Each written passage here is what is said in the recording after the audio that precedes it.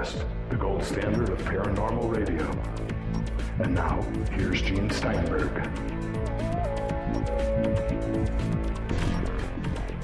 This episode of the Paracast is brought to you by Audible.com, the internet's leading provider of audiobooks with more than 75,000 downloadable titles across all types of literature, including fiction, nonfiction, and periodicals. For a free audiobook of your choice, go to audiblepodcast.com/Paracast. That's audiblepodcast.com/Paracast. And now, on with the show. We return with Chris O'Brien, our co-host, a special guest where we're going to explore ancient legends and more about ancient astronauts and stuff like that, star people, later on in the episode. As we prepare for the holidays, though, there was a fascinating story that came on the press. And this is an example of how expectations are quite often not realized in news stories. So consider this. NASA is going to have a press conference about some new discovery that might give us clues to ET, extraterrestrial life. You know, really exciting. I mean, they got first-class coverage on the 24/7 news networks. Now, when you first heard about this announcement, Chris, what were you expecting? What did you think it was going to be? Well, I thought maybe something had landed on the Kremlin front lawn there by Red Square, or maybe the White House. They were going to have some sort of mass descending object, huge size land, and that the occupants were going to be taken to our leaders. But no, that turned out not to be the case, Gene. It turned out that this was basically a big disappointment. It wasn't quite what you expected it to be. No. I guess like with all these things, it was just too good to be true. Okay, so let me paint the picture here. And I'm going to use one cable network as an example. It doesn't matter which one because I think they were all the same. They assemble some kind of expert from a science magazine or a well-known scientist like Fox News had Michio Kaku, and CNN had Bill Nye the Science Guy. And they were going to explain the impact of what all this means. So you have the cameras focused on this great announcement. They introduce this woman who's an astrobiologist. She talks about this great discovery that they found evidence of possible life forms with different chemical makeup. So instead of phosphorus, there's arsenic. Now, I did an editorial for the Paracast newsletter called Arsenic and E.T. Yeah, I guess you did. But to show you how important this was and how the networks were so thoroughly disappointed over what happened, imagine this. So what they do is they play about 1 minute of her announcement. And they say, oh, it's just a bunch of chemicals. Who cares about that? That has to be in the minds of the producers and directors of this cable networks. They cut away so fast. You can't believe how fast they cut away. It was like, you know. Yeah, heavens to Murgatroyd, exit stage right, left. Exit stage left. Maybe they were using bad words, nasty words. Arsenic? Oh, my heavens. Is that all it was? Or as they say in that old song, is that all there is, my friend? You know, maybe we should get the booze and have a ball. It would be monumental if they found arsenic as a the base ingredient of life on this planet. Because as we all know, we're a carbon-based, planet here, and arsenic as a basic component of life would be a big deal. I think the more important thing to consider also is, as an alternative, all that means is that life can take on a greater number of forms. You don't have to look for life as we know it. It may mean that what we know about life is so limited, it can come in all sorts of forms. So-called Goldilocks planets may only be a small cross-section of what might happen, or where life might be found. Not just the Goldilocks planet, but all sorts of planets that we would consider hostile to our form of life. And I think of that segment in the movie Contact with Jodie Foster. And finally, she's about to meet E.T. And E.T. masquerades as her dad because its true form would be beyond her understanding. No.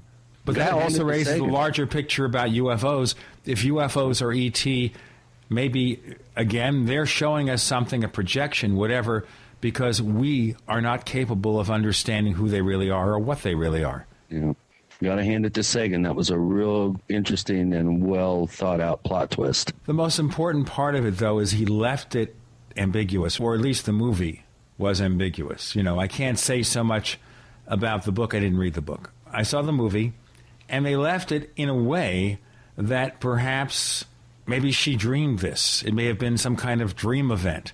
It didn't have to be a physical contact with an alien being. Yeah. Well, that just kind of, I think there's a moral to the story, and that is if the government claims they have a huge earth-shattering announcement, bring your blocks of salt. Well, if they're going to do it, they could have basically made this announcement without all this pomp and circumstance, because what it means is that all your expectations of some significant development that affects everyone would be dashed. Now, yeah, if E.T. is here and they admit that, that's very important. If they say, well, E.T. may come in many forms, okay, but if we don't discover that form, them, the intelligent species using that chemical makeup, it's just the first step in a long, long journey. Yeah. Yep, that's true. I still am wondering where mushroom spores and mushrooms come from. They're unlike any other life form on the planet. And, of course, mushroom spores have been found to be able to withstand the rigors of space, radiation, vacuum, that sort of thing. So, I think there are other candidates on the planet that deserve, I think, more scientific inquiry. And I think Terence McKenna was the one that came up with the idea that perhaps transpermia exists on the planet already in the form of mushroom spores. Of course, he was particularly fond of the psychoactive form of mushrooms, but it just kind of goes to show that there's a big universe out there, and we really don't know that much, and we can't assume anything. So instead of a movie about aliens called Attack of the Killer Tomatoes, it might be a movie called Attack of the Rotten Mushrooms? No, the trippy shrooms. Okay. Well, certainly now more and more science has to admit that life out there may just be more and more complicated than they expect. But isn't that the way of all discoveries? The more we learn, it's like almost logarithmic. We discover one fact which leads to a million more. Right. Yeah, that's the art of asking creative questions. They tend to lead to more creative questions.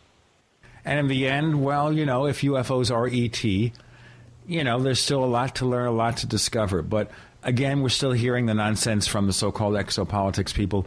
I gather we're probably anticipating this would be it, this would be the revelation. But I think NASA would be a poor agency for that. You'd want something higher up. I don't know. In any case, rather than focus on the possibilities of ET today, I gather we're going to focus, Chris, on ET way back when, whether they came amongst us, maybe they're still here. Tell us about our guest.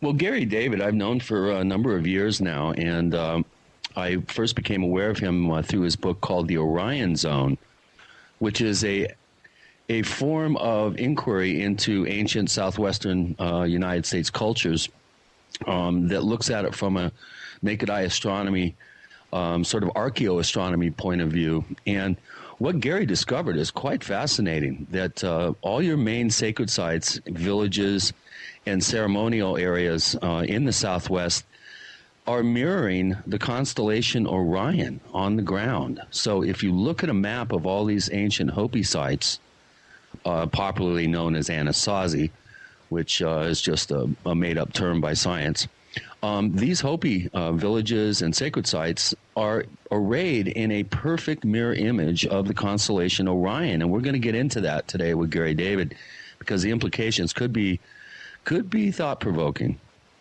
The guest is Gary David. The co-host is Chris O'Brien. I'm Gene Steinberg, the whatever, and you're in the Paracast.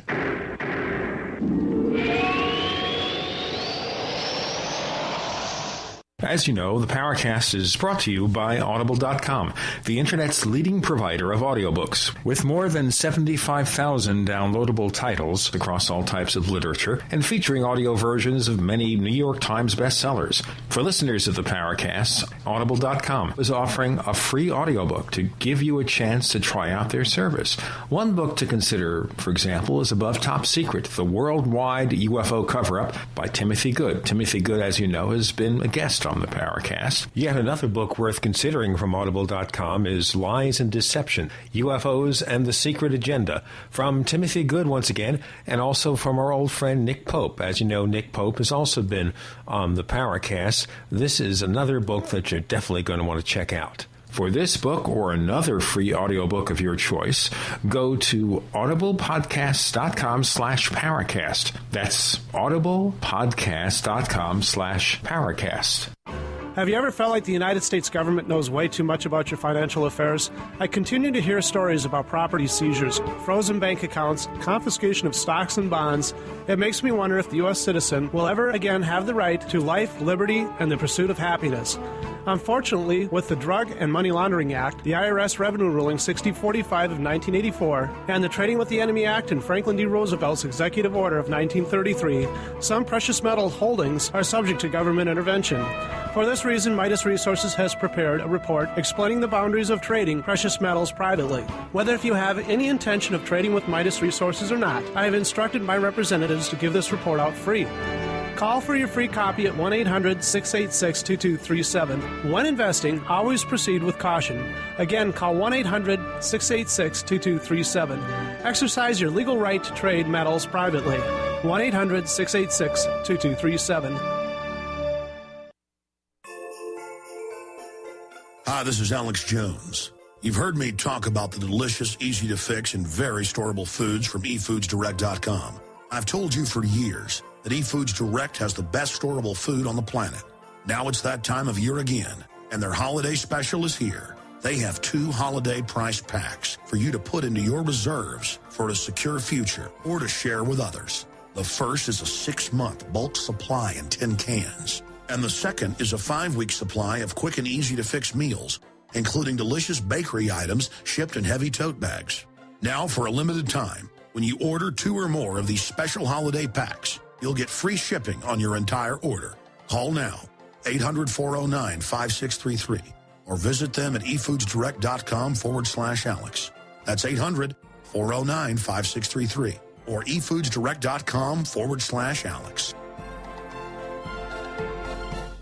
Question: what would you rather drink? Acidic water, which burns holes in your body and causes loss of bone mass, or alkaline water, which promotes high energy and vibrant health? The answer is clear. And if you're drinking acidic water, you're helping cancer cells and bacteria to grow out of control. AlkaVision Plasma pH Drops combine a unique formula of the most alkaline minerals. Using Plasma pH Drops is the best way to alkalize your water and help you get rid of acid and regain your health and energy. Simply put 10 drops in the water you drink to raise the pH to a healthy alkaline level. Most experts agree that the water you drink should be at a pH level of 8 or higher. Disease organisms like bacteria, viruses, or cancer cannot survive in an alkaline high pH environment. Order your bottle of AlkaVision Plasma pH Drops now by going directly to alkavision.com. That's ALKAvision.com, or by calling 269-409-1776. Again, 269-409-1776.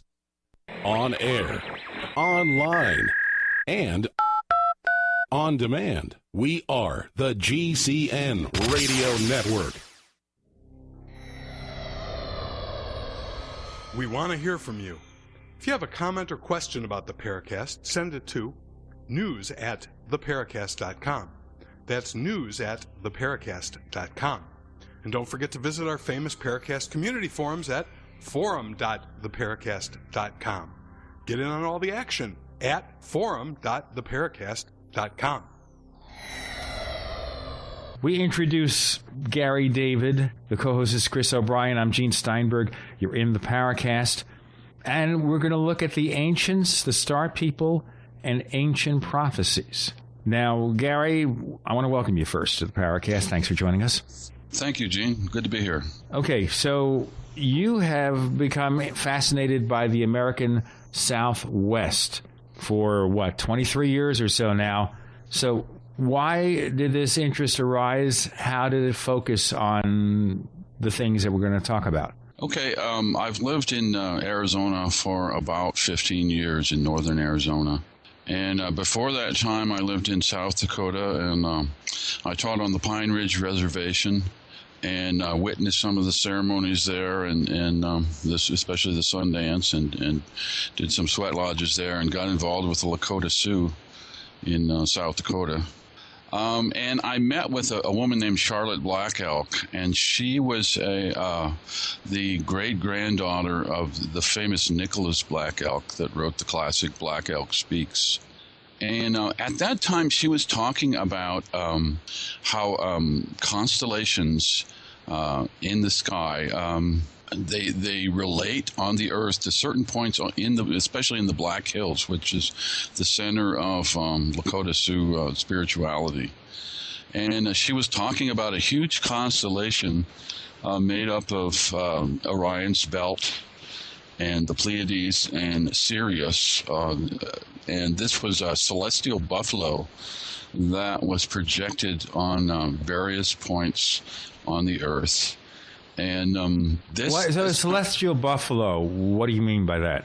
The buffalo, of course, is very important to the Lakota Sioux. It was the mainstay of their diet, and it was basically part of their godhead. There was a spiritual being that sacrificed itself for the people, and they wanted to. They saw a huge buffalo in the sky.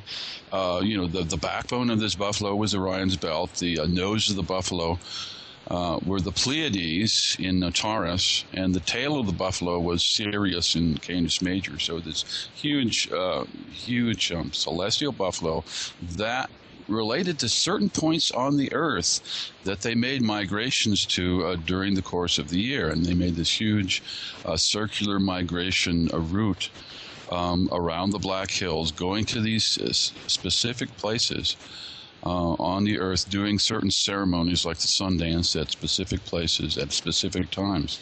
So their whole cosmology was connected, that idea of as above, so below, that Hermetic dictum that Trismegistus Hermes was said to speak many thousands of years ago in Egypt. They had that same sort of idea that the celestial was directly influencing events on Earth and the places on the Earth.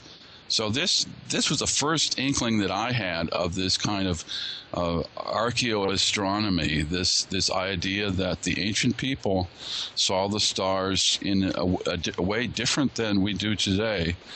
Of course, they didn't have telescopes. It was all naked eye astronomy. And they had a kind of a spiritual connection to the stars and the star people that came to Earth. So, it's a totally different way of looking at the heavens. And this was the first that I had thought about this. And I came down to northern Arizona, and I settled here, and I started going to some Kachina dances up on the Hopi Reservation. I had... I was driving along I-40 going up towards the three Hopi mesas where the Hopi still live, and I was gazing off to the northeast and considering these three mesas, and I had just read the book by Robert Bauval called The Orion Mystery, and probably your listeners will be familiar with this book. It's the major premise of the book is that the three pyramids on the Giza Plateau correspond to the belt stars of Orion. And so in ancient times, they were looking to astronomical evidence to develop these things, to build these great archaeological creations. They wanted the Earth to mirror the sky because they saw, they saw gods in the heavens.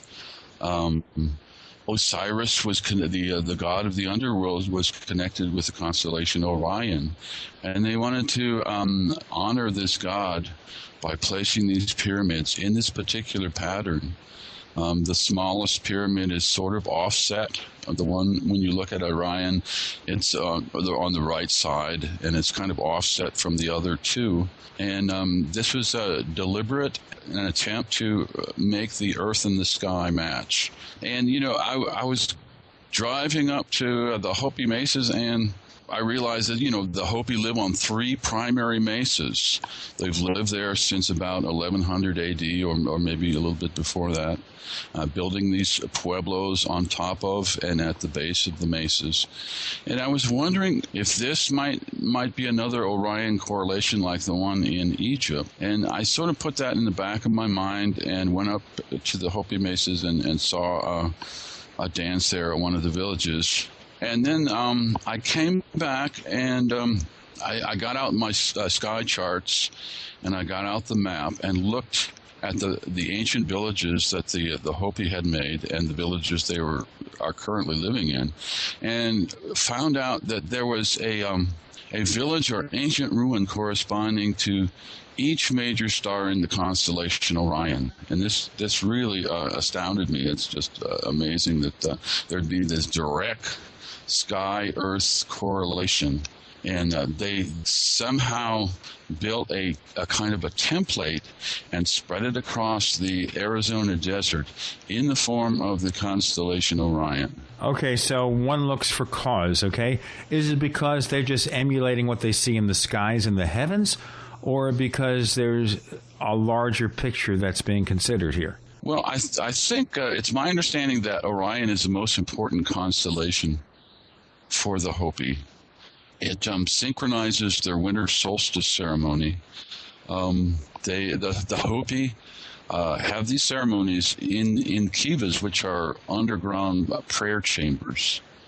They descend into the earth and they do their ceremonies down there. But there's a hatchway overhead from which you can see the sky. And when Orion comes into view in this hatchway, that's a signal to start the winter solstice ceremony. So the stars and the sun are connected in that way. So they're showing basically seasonal changes. We'll get into more of this in a moment. Our guest is Gary David. We're talking about the ancients, the prophets, star peoples, prophecies, all that stuff. The co-host, Chris O'Brien. I'm Gene Steinberg. You're in the Paracast.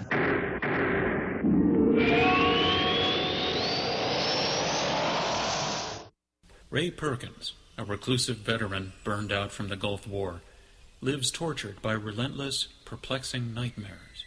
Nightmares of a horrific battle in deep space and of a mysterious woman suffering in agony for her devastated world. A woman not yet born, calling across centuries to him. Then, a coincidence leads him to his destiny, his chance to alter the universe. Attack of the Rockoids. The former fiction editor for Star Wars and Indiana Jones, Robert Simpson, writes, "The soul of the novel Attack of the Rockoids lies in its heart and passion for building a convincing tale of a love that spans the galaxy, a thrilling story. Attack of the Rockoids is available now. Read a sample chapter and get a special discount off of the cover price at our website, rockoids.com. That's ROCKOIDS.com. Attack of the Rockoids, a novel in the grand science fiction tradition." You worry. We do too, so that's why we made the new ofthefield.com website. New features include the ability to grow and expand, the Free Foragers Forum, and an ultra-secure e-commerce platform. And now, extended until Sunday night, December 12th, take 10% off on everything in our Learning Resources area by using the coupon code NEWSITE. That's NEWSITE, no spaces. With this new platform, it is our commitment to serve the foraging community with questions, tips, tricks, and advice freely asked for and given by all. In these times, the strong and principled must stick together, share information, and form bonds stronger than any food tyranny. Wild food is both free to own and free to take, and together we can keep it that way. So go to ofthefield.com and use coupon code NEWSITE or call 888-51-EAT-FREE and give the gift that gives for life. That's ofthefield.com or call 888-51-EAT-FREE.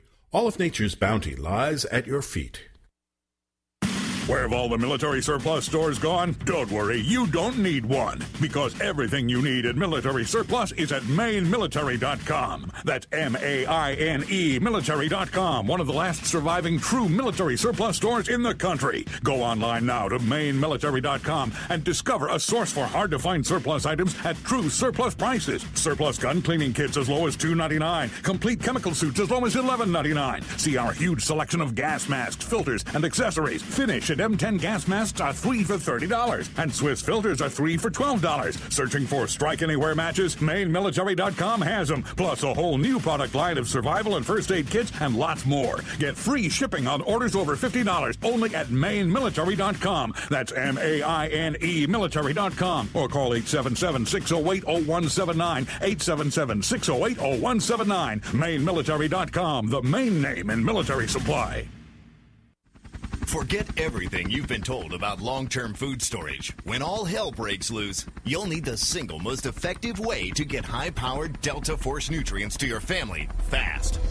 Like any Special Forces commando, you need a plan. You need a Black Hawk Down food plan. Introducing the Survival Sprout Bank from Solutions from Science. It's your countertop survival garden. Yes, grow fresh greens right on your countertop in just a few short days. Sprouts are the green shoots that emerge from newly germinated seeds, and they are powerhouses of living, easily absorbed nutrients. The Survival Sprout Bank is a complete kit with nothing else to buy. And with sprouts so easy to grow, even children can grow emergency food. Call 877-327-0365 or go to survivalsproutbank.com. That's 877-327-0365 or order online at survivalsproutbank.com. Survival Sprout Bank, your Black Hawk Down emergency food plan. America's #1 source for independent talk radio for over a decade. We are the GCN Radio Network.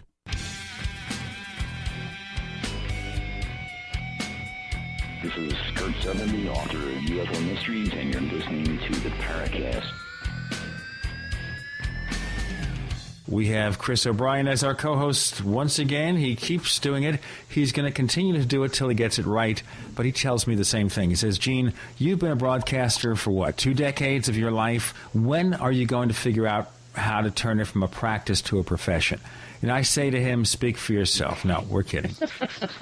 Chris is a good person, and the reason that he tolerates me is because he's about 130 miles or 150 miles away, and he can't just come over and beat me up or something like that. Is that right? Yeah, something like that. I think the three of us now are arranged in a Orion configuration. Gary's just over the hill in Prescott. And we are talking with Gary David, The Focus, Prophecies, Star People, all sorts of great stuff. Chris O'Brien, pursue this, please. Gary, I'm really thoroughly enjoying your latest book that just came out, The Kivas of Heaven. You were starting to describe the importance of the Kiva in the people's everyday and seasonal beliefs and the way that they actually use the position of stars and the position of the sun to dictate very important aspects of their life. When they plant, when they go ahead and harvest, and when they do their particular ceremonial dances, their Kachina dances. Why don't you continue with your description of the importance of the Kiva and how this has really given you some clues on how to proceed with your work? Oh, yeah. Thanks, Chris. In the Western civilization, we tend to build spires piercing the sky and going upward. But the Hopi and other Pueblo people, they went downward into the earth as a source of spirituality. And they built these, the first kivas were actually round. You can see these at places like Chaco Canyon in New Mexico. They built a lot of kivas there. The Hopi later on started to use rectangular kivas, but the function is basically the same, and it has certain elements. All the kivas have certain elements For instance, there's an overhead hatchway that I mentioned before, that and you crawl down into the kiva through a ladder, and there are like a fire pit in the middle, and there's a kind of a ventilation shaft for wind to feed this fire pit. And then there's what's called a sipapu. It's a little hole in the floor, and it's kind of symbolic of a link to the underworld. And I conceptualize it as kind of a Native American subway system, kind of a spiritual subway system, that you go down through this sipapu, and every kiva has one, and you go down into the underworld through this hole. It's kind of like a wormhole that links you to the underworld. So, and this is really important. This is important to them too, because in the Southwestern tradition of the Pueblo peoples, the idea of the Sipapu, or the place of emergence, is extremely important. This is where the natives are led underground just before the earth is going to cleanse itself, and they're protected underground while this process is occurring, and then Creator allows them to re-emerge back into this world. So that is your direct link between the modern version of the Sipapu and how it symbolically is extremely important for the survival of the people. I guess that was a question. Yeah, there's an actual geological formation in the Grand Canyon, and it's called the Sipapu or Sipapuni. It's actually a travertine dome. It's a kind of a limestone formation. It's probably 75 feet in diameter, and there's a hole right in the center of it. It is said that the Hopi emerged from this particular spot. It's located on the north bank of the Little Colorado River, just before it flows into the Colorado River in the Grand Canyon. And it's said that the Hopi emerged from this hole from what they call the Third World. That's the previous era or world that they lived in. And they came up through this hole, and they crawled out of the Grand Canyon and began to populate the Colorado Plateau. So this is an actual, place that you can see it on Google Earth. It's clearly visible. You can see this dome with a hole in the center of it, and the Hopi used to make pilgrimages to this place to gather ritual salt, and in fact they call Grand Canyon Salt Canyon rather than Grand Canyon. But this is this is symbolized in the kiva itself. This link to the underworld, the prior existence that the people had. And it's interesting to note that the Hopi consider after death they go back to this subterranean place, this underworld, to live an existence there. And in some cases they come out of the underworld and form clouds, and this cloud spirits, I guess you'd call it, and they come back to the Hopi mesas to bring rain to the people. But it's just an amazing cosmology that's totally different than the way Western civilization looks at the world. It's amazing, sky, earth, underworld, this tripartite construction of the cosmos. I wanted to look, Ari, perhaps at inspirations here, sources of inspiration. So what is it that you think might have inspired these concepts? Just observing the skies and pondering what it all means, or something more direct? Well, I mentioned the template on the Arizona desert that mirrors the constellation Orion. And there's a god named Masau. It's the god of the underworld. He's also the god of the earth and the god of fire. Some Hopi don't like to talk about Masao because he's a rather spooky-looking character. You know, he has a large round eyes and a round mouth, and his head is very large and bulbous, kind of, it's bald, and the texture resembles a summer squash, kind of bumpy. And his feet are very long, and his forearms are long, and his body is gray. And he's connected with death, the underworld, and very kind of frightening things. So that's why some Hopi won't even talk about Masao at all. The word Masao, the root of the word is mas, which literally means gray. And if you look at artist renditions of this, wait a minute, the word mosque means gray. No, mas, M-A-S. Oh, Mas. I was saying Mas. Why is he talking about? I'll tell you what, I have a lot to learn about ancient prophecies and ancient history, as we know. I am a professor of ignorance, as I plead to many people. If you have comments, by the way, about the Paracast, go to forum.paracast.com. Forum.paracast.com.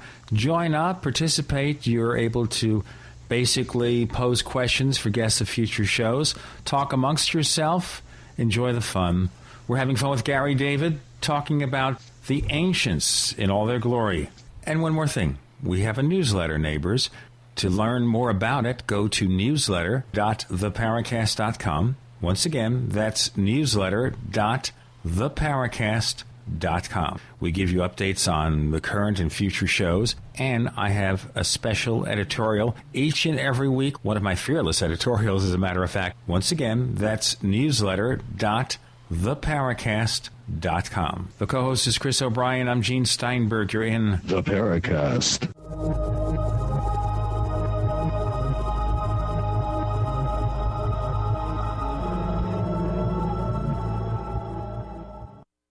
Fate magazine provides true reports of the strange and unknown. Keep up with the latest on angels and miracles, psychic phenomena, ghosts, UFOs, life after death, and much, much more. To receive your free issue of Fate magazine, call now at 1-800-728-2730 or visit their website at www.fatemag.com. That's 1-800-728-2730. What are you waiting for? Your fate awaits. Hi, this is Tamar from Namecheap. We're a domain name and web hosting company, and we really care about our customers. With domain name purchases, Namecheap offers free SSL and free WhoisGuard for a year to protect your identity from spammers. Most importantly, we care about you. If you'd like to learn more, please visit us at radio.namecheap.com, radio.namecheap.com for web hosting and domain name specials. You can also follow us on Twitter at twitter.com/Namecheap or become a fan of ours on Facebook at facebook.com/Namecheap. See you online. I'm concerned about food for my family in the event of an emergency, and I know you are too. Are you ready? Don't wait for an emergency to happen. Put a plan together now with quality dehydrated food from Ready Reserve Foods. For nearly 40 years, Ready Reserve Foods has been in continuous operation, canning the finest in dehydrated foods. Other companies just broker canned foods. Ready Reserve is the manufacturer, controlling quality from start to finish with double enameled cans and nitrogen packing for maximum shelf life. Ready Reserve offers a balanced selection of fruits, vegetables, dairy products, proteins, and grains. Choose from a variety of pre-selected units or order by individual can to customize your own plan. When you purchase from Ready Reserve Foods, you are buying factory direct at wholesale prices. Call today for a free catalog, 1-800-453-2202, or visit ReadyReserveFoods.com. Call 1-800-453-2202. Ready Reserve Foods. Factory direct, wholesale pricing.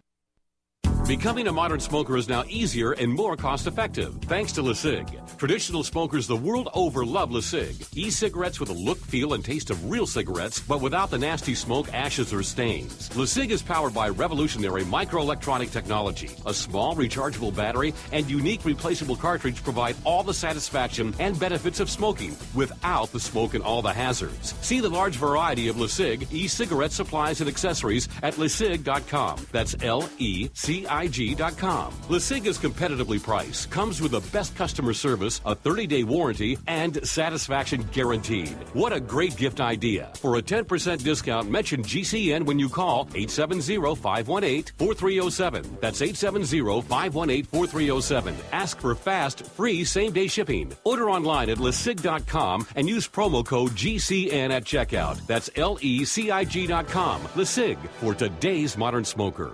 It's the winter cold and flu supplement sale at HerbalHealer.com. Take advantage of Herbal Healer Academy's incredible savings on the best cold and flu supplements available. Many of you know elderberry is exceptional against viral infections. Right now, Herbal Healer Academy has Elderberry Power, regularly priced at $16.95, now incredibly low at only $10 for 60 vegetarian caps. For children and seniors, our Herbal Healer Academy Flew Away Elderberry Liquid is only $13 for a 4-ounce bottle. Also on super sale, olive leaf capsules, oregano oil plus capsules, and our incredible Respirate formula, Oregacillin Physician Strength capsules for your lungs. Normally $34.95, now just $25. Hit the winter specials link at HerbalHealer.com for these cold and flu supplement specials and other on-sale products like apple cider vinegar, brain power, and neuro recovery. New customers get a free catalog with your first order. Log on and hit the winter specials now at HerbalHealer.com. Are you tired of searching for great talk radio? Something more important. Search no more. We are the GCN Radio Network. You're in the Paracast. You never know what's going to happen next. We return. Chris O'Brien is the co-host. Gary Davis, the guest. The ancients are under discussion. I'm Gene Steinberg. You're in the Paracast. And now Chris will probe further into what all of this might mean. Well, Gary, I find the descriptions of Masao very, very interesting. You're describing what many people would kind of equate to a taller, skinnier, kind of uglier version of your almost typical gray alien type, although Masao, I think, is much taller in depictions that I've seen. Why don't you continue talking about Masao and how he looks and what your thoughts are on this potential correlation? Well, that's the first thought that I had when I saw, the artist's rendition of this god. And, it's pretty striking, the fact that his name would mean gray, in Hopi, kind of a death-like pallor, I guess. The Hopi wanted to describe him like, and Masao has some positive things too. Masao taught the Hopi how to plant corn, and live a very simple life using dry farming without irrigation for the most part. So Masao had some good points. He's not just a threatening god. And Masao was there at the beginning when they set off on their migrations at the beginning of the Fourth World. When the Hopi crawled up from the Sipapu out of the Grand Canyon and across the Colorado Plateau, and started to migrate, and they started to build villages across Arizona and across the Southwest. And Masao supposedly accompanied them in these very early migrations. And he possibly even told them where to build a particular village, instructed them how to, where to build a pueblo. A pueblo is a kind of like an apartment building made out of stone. One of the first apartment buildings. In fact, in Chaco Canyon, one of the main ancient pueblo sites. Pueblo Bonito was the largest structure in the world until the 1880s, when New York had an apartment complex that they built there in the 1880s in New York. So, how large are we talking about here? It was about 800 rooms. It was a massive kind of structure, and there are a number of these pueblos in this in this canyon. And they started going in Chaco Canyon. The culture really started to get going in around the 10th century. And it's if you've ever been to northern New Mexico, you know how dry and barren it is. There are no rivers nearby. I mean, they built this place seemingly in the middle of nowhere, as we like to say. It's definitely in the middle of nowhere today. Yeah, you have to go down a dirt road to get to the park. It's a national park, and once you get to the park, there are paved roads, but you have to go down these pretty rough roads that get washed out frequently, and it's about 20 miles down these dirt roads to get to this site. But there, like I said, there are a number of huge pueblos that were built in this particular canyon.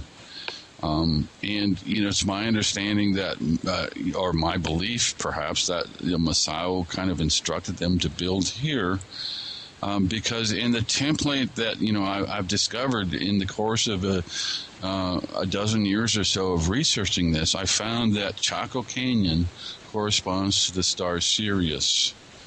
Wow, that's pretty important. Now, looking at the map of the area of the Southwest and then overlaying the actual locations of the villages, it almost appears to me that the only way that you could do that and do it to the degree of accuracy that we see is if you were actually up in space viewing the Earth from high above. Do you think that there's a possibility of some sort of ET influence in the actual or some sort of aerial perspective that may have helped the Indians place these important sites where they are today? Yeah, I definitely think that you had to be up above the Earth in order to get a sense of this whole pattern on the Arizona desert that forms the constellation Orion. And the Hopi have a lot of legends about what they call Pa'atuvota, or flying shields. And these kachinas, which some of your listeners might be familiar with, the kachina dolls, and the Hopi still have kachina dances. These are spirit beings that are come in many different forms. If you go to a kachina dance, you'll see a lot of different weird masks, cylindrical, circular. There's a lot of feathers, and some of these creatures have bug eyes, and some have slits that look almost like helmets that are worn by aliens.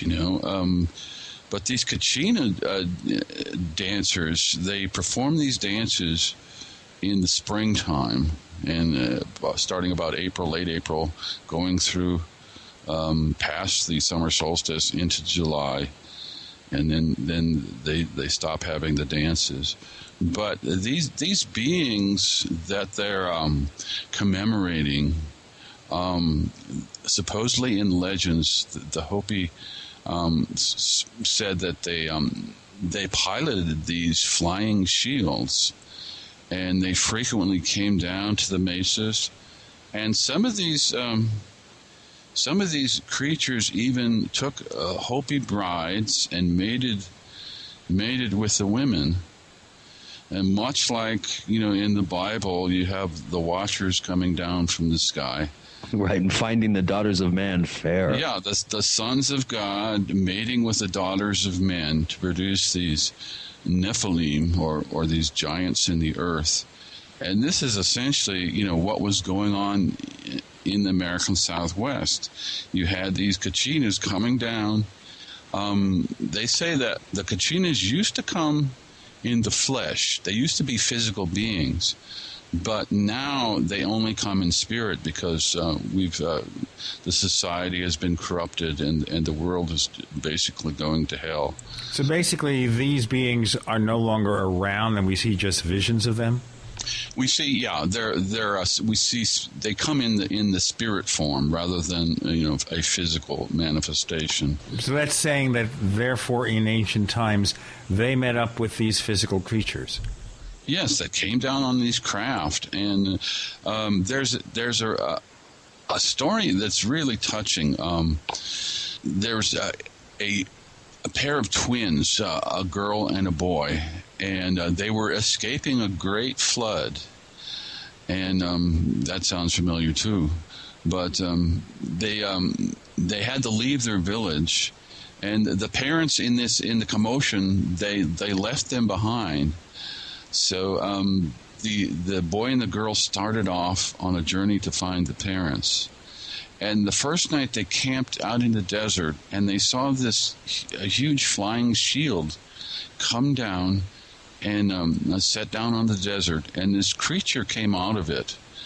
And this creature is described as having a face that shone like a star. And the creature supposedly had clothing that Let me interrupt you for a second, Gary. Shone like a star. Are we saying it glowed? It emitted some sort of light. The face emitted some sort of light. Maybe, kind of like a spiritual being. Or a space helmet. Or a space helmet, yeah. If you want to take you can have this, you go back and forth on whether they were physical or whether they were spiritual, and that's a constant debate, even among ufologists today, whether we're dealing with interdimensional beings or actual physical spacecraft. But, this creature had, clothing that it described as looking like icicles. And a reminder, if you want to tell us what you think about us, about the show, about the guests, and maybe to suggest some guests for the future, we do welcome your email. We don't consider it spam. We want to hear from you. The address is news@theparacast.com. That's news@theparacast.com. We can't promise we'll answer all the letters, but I assure you we read everything. I'll tell you what, let's talk about the clothing, and let's talk about this vision or experience in more detail in a moment. Gary David joins us. The co-host is Chris O'Brien. I'm Gene Steinberg. You're in The Paracast.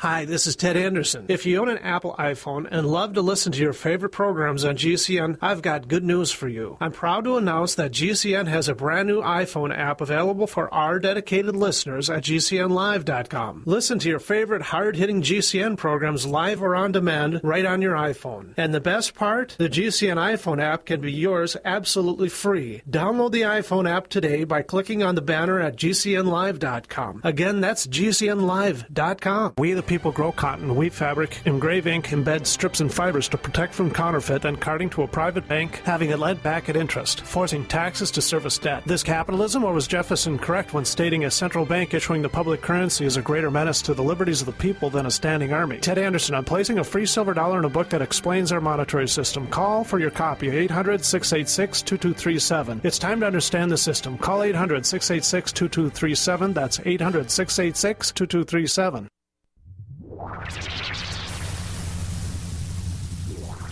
Welcome back to the Paracast, the gold standard of paranormal radio. And now, here's Gene Steinberg.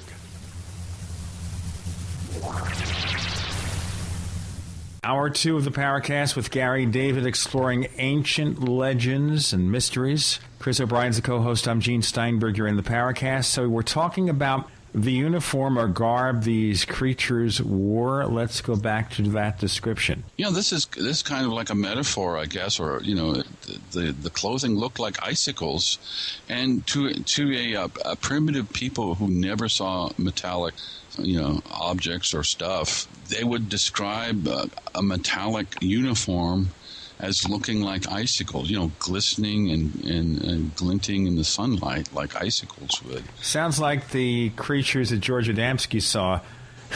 Silver uniforms. Michael Rennie from Day the Earth Stood Still landed in ancient times. I'm being silly, but listen to the concept. It's totally believable, that Native Americans would describe, uniforms like that, silver uniforms, as glistening like icicles. And this creature took these children up into the sky in the flying shield. And they looked out across the earth and they saw the village that their parents had escaped to. And the creature, was a benevolent creature.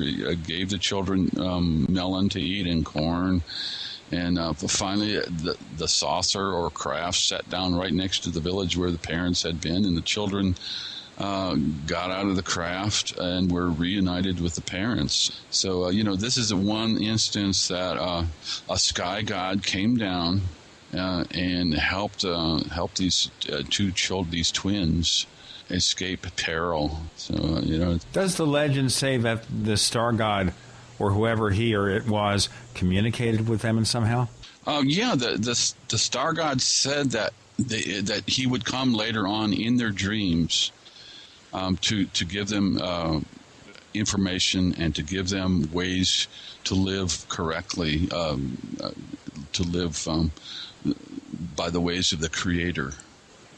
So there was. Do we have any sort of time frame on this? Do we have any idea how soon after the emergence that this occurred? Was it fairly early on, or is this something that's more recent? Well, this must have been very early, but there again, the Hopi are, from my understanding, are never really specific about dates, unlike the Maya, which are very precise about getting specific dates. The Hopi just say it was long ago, or in ancient times, or their whole idea of time is sort of different than the way we conceive of it anyway. So well, it's actually highly unique. I think they're one of the only cultures that really have no future or past tense in their language. Everything is pretty much an eternal now. It's you're right. It's in the present, but there's also kind of a mythic time that gets recirculated into, it's a whole cosmology that deals with the cornstalk and the vertical axis of the cornstalk, and how this is kind of like an axis mundi, and time is recycled into this axis when it comes into being, and then it's recycled. I have a picture in my book, The Kivas of Heaven, that kind of a model of the way that Benjamin Whorf, a linguist who studied the Hopi in the 30s, I believe, he came up with the way that the Hopi conceptualized the universe, and I've tried to present a graphic that would show what was happening when time comes into being, and then it gets recirculated into this this source of everything, which is represented by the cornstalk. Yeah, one thing that I want to point out at this point too is, in the last few years, I've become more and more involved in researching the Zuni culture, which you could almost equate as being the Hopi's little brothers. And we had Clifford Mahudi, who is an elder of the Zuni tribe, on the program, and he mentioned that there were some uncanny parallels between the Zuni belief system and how it's very, very, very similar, if not exact in some sense, to the Hopi version. So, we're dealing with the two primordial cultures in North America, I think, when you discuss the cosmology of the Hopi and Zuni. Well, why don't you go ahead, Gary. Yeah, I was going to say that the Hopi and Zuni, they have different languages, of course, but they have similar ceremonies. Like the Hopi have a shalako kachina, and it's this very tall kachina, just like the Zuni have a shalako, the shalako ritual in December. And they have these tall beings that go through the plaza. And, there's a lot of similarities between Hopi and Zuni because they're not separated by very, very much distance. So they had a lot of interaction, I'm sure, in early times. Well, this kind of reminds me of some stories that I've heard over the past 5 or 6 years that concern the arrival of flying shields onto the reservation. Most specifically in I guess it would be the northwest corner of the Hopi reservation, and also just over the border into the Navajo reservation, where remote hogans or remote dwellings would be visited by these strange beings coming down from the sky. And Tom Dongo, who is a local investigator here in the Sedona area, has interviewed extensively some of these witnesses to these events. And it seems to me, based on these descriptions, that we're seeing some sort of recent ramping up of activity aerial activity around the reservations. Of course, it's very difficult to go on the res and start asking questions. A nosy white boy in a black cowboy hat doesn't quite get very far. But have you heard any sort of rumblings about a heightened sense of activity and possibly expectation on the reservation? Well, back in the in 1970, in fact, there was kind of a rash of UFO sightings around the town of Prescott, Arizona. And, hundreds of these sightings were seen, and some of the Hopis even came out from the reservation to the town of Prescott and witnessed these things. There's a geological formation in the Prescott area known as Thumb Butte. And Thumb Butte looks like the Devil's Tower that's depicted in Close Encounters of the Third Kind, that same kind of laccolith that comes out of the earth. And, this was kind of a magnet for UFOs during that time. But, yes, I've heard that people are seeing more and more sightings in recent times on the reservation around I read recently an article in the Navajo Hopi Observer about the sighting around Loop, Arizona. Right, Indian Wells Loop, yeah. Right, yeah. This craft was. One woman said it was like as big as the school gymnasium. This craft that hovered for over an hour in this area, and multiple witnesses were seeing this.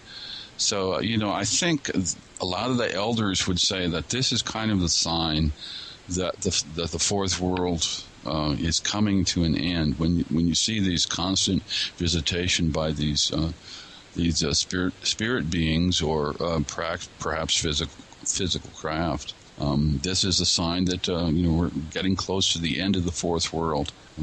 So if I'm doing a tour up to the Grand Canyon and I see on the cliffs above the Sipapu a bunch of RVs and teepees and tents and stuff, it's time to maybe get my affairs in order and start heading to the Sipapu, huh?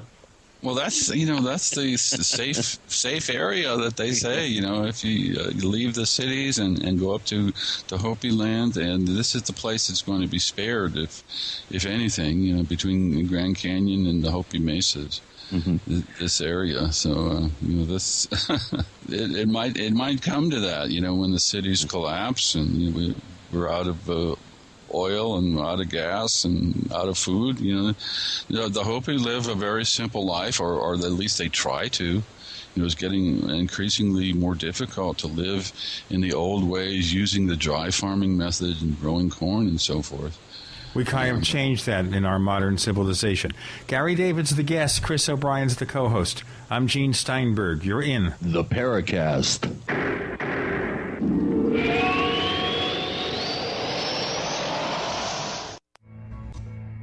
Is there a secret UFO agenda?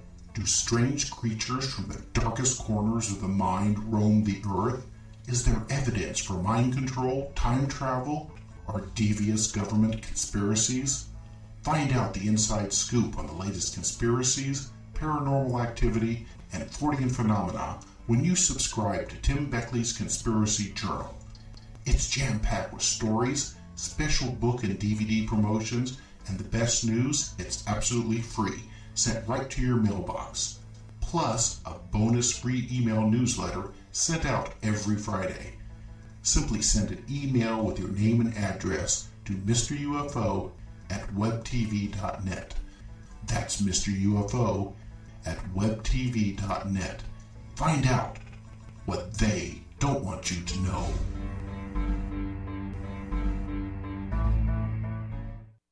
As many people know, ever since President Nixon took us off the gold standard, the U.S. dollar has been devaluating. What people don't know, however, is how this directly affects your personal finances. Is there a way to protect your portfolios from losing value? The answer to all of this is gold and silver. They both have maintained their purchasing power for 6,000 years. If you had $100,000 in cash and $100,000 in gold and silver back in 1913 and kept them until now, your cash would have the buying power of only $4,800, but your gold and silver would have the buying power of $3 million.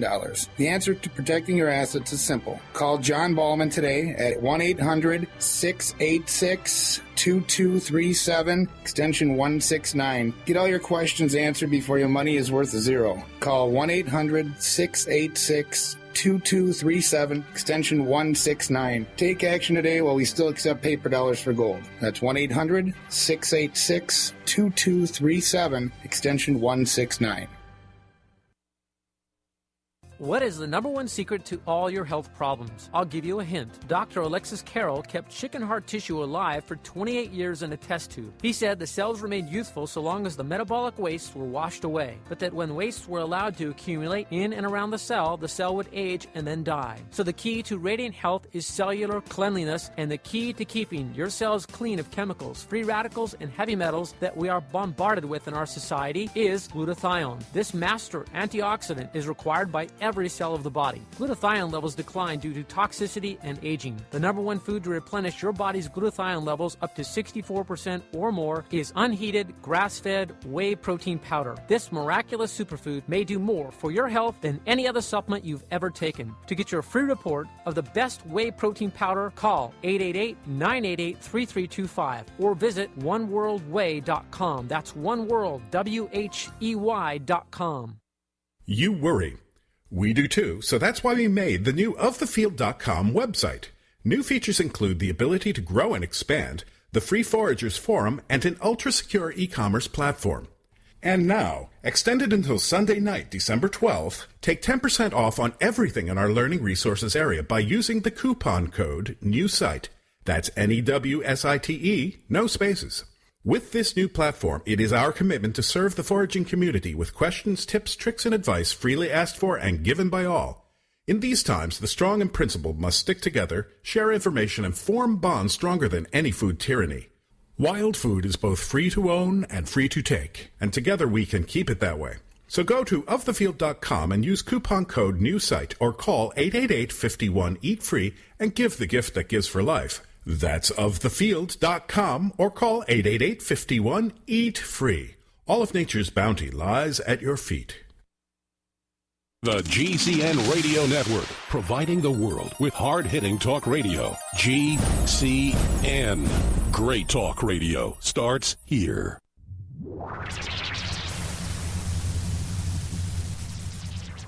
We want to hear from you. If you have a comment or question about the Paracast, send it to news@theparacast.com. That's news@theparacast.com. And if you want to catch up on past episodes, we have hundreds of shows for you to download direct from theparacast.com. That's theparacast.com. Or check us out on iTunes. We have more time to spend with Gary David looking at ancient mysteries.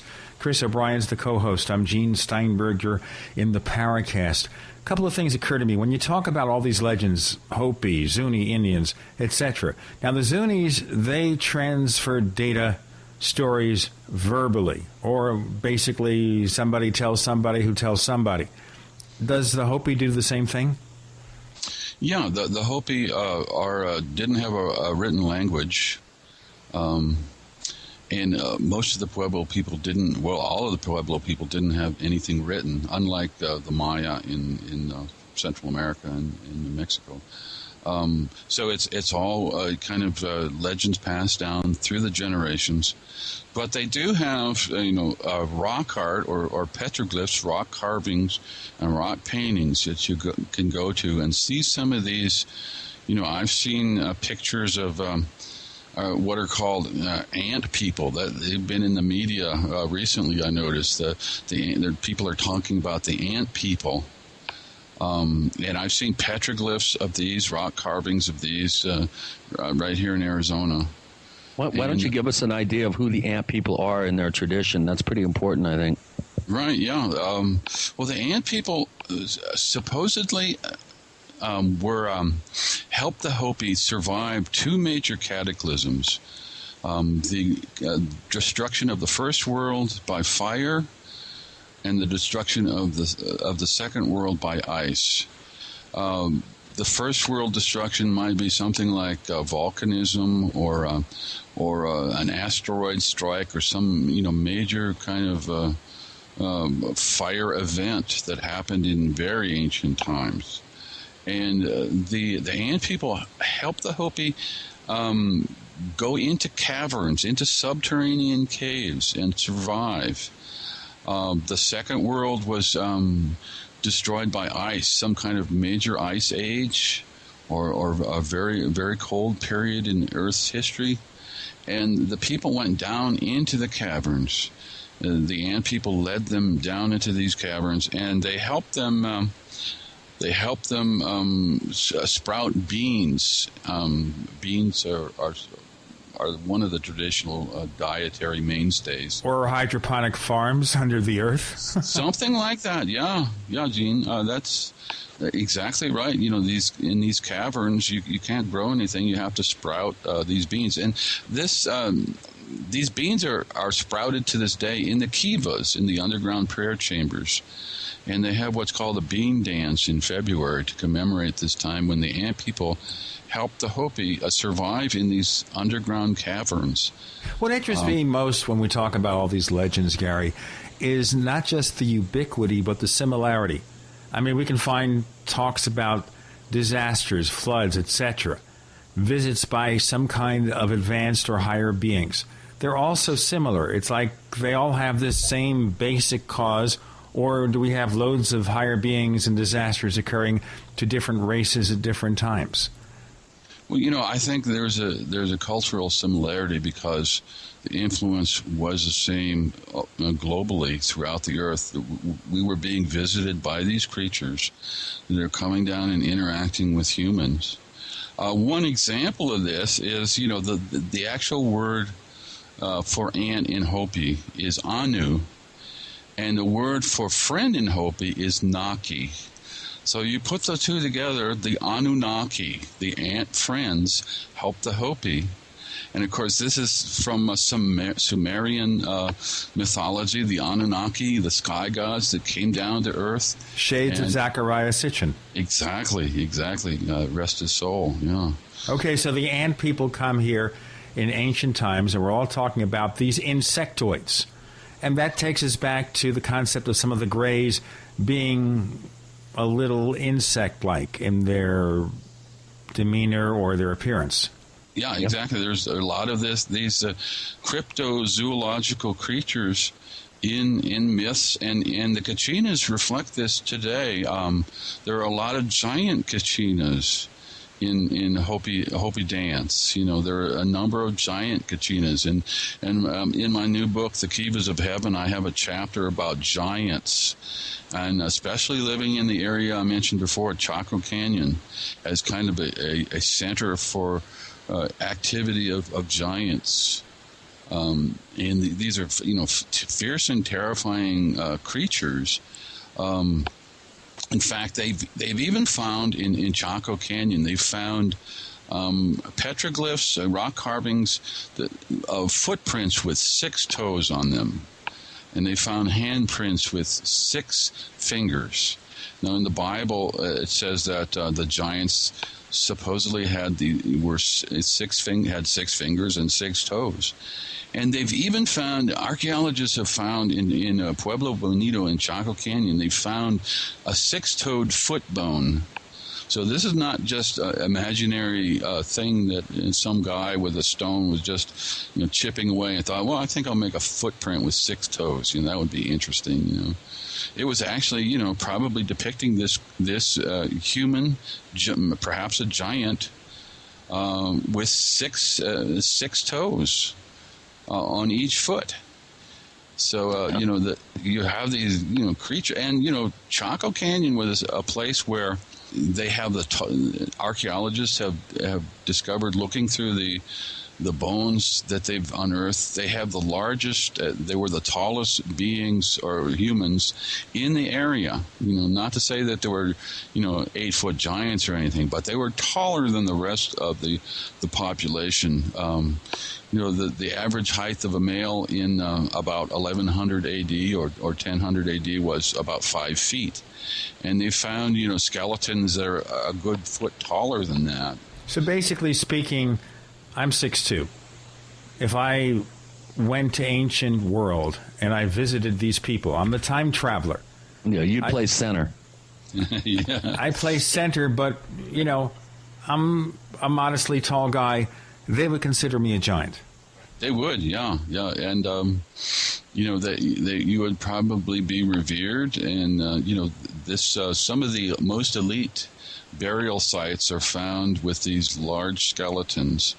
And So maybe I'm in the wrong place here. Maybe I should get that time machine and go back to the ancient world, and, you know, I could live it up. Of course, I might only live to 45 years old or something like that, but no, in fact, Gene, the life expectancy was more like 30 years old. Right. You know, and if you lived to 50, you'd be, you know, just really ancient at that time period. So, you know, for late 20s. Even I feel old listening to that. But, you know, the nutrition was different back then. They had a hard time just eating corn, beans, and squash to get the nutritional value, the iron that they needed in the blood. In fact, there's a lot of iron deficiency anemia found in archaeological sites in the Southwest. It's said for the area around Chaco Canyon, it was about 80% of the people had this iron deficiency anemia. Ray Perkins, a reclusive veteran burned out from the Gulf War, lives tortured by relentless, perplexing nightmares. Nightmares of a horrific battle in deep space and of a mysterious woman suffering in agony for her devastated world. A woman not yet born, calling across centuries to him. Then, a coincidence leads him to his destiny, his chance to alter the universe. Attack of the Rockoids. The former fiction editor for Star Wars and Indiana Jones, Robert Simpson, writes, "The soul of the novel Attack of the Rockoids lies in its heart and passion for building a convincing tale of a love that spans the galaxy, a thrilling story. Attack of the Rockoids is available now. Read a sample chapter and get a special discount off of the cover price at our website, rockoids.com. That's ROCKOIDS.com. Attack of the Rockoids, a novel in the grand science fiction tradition.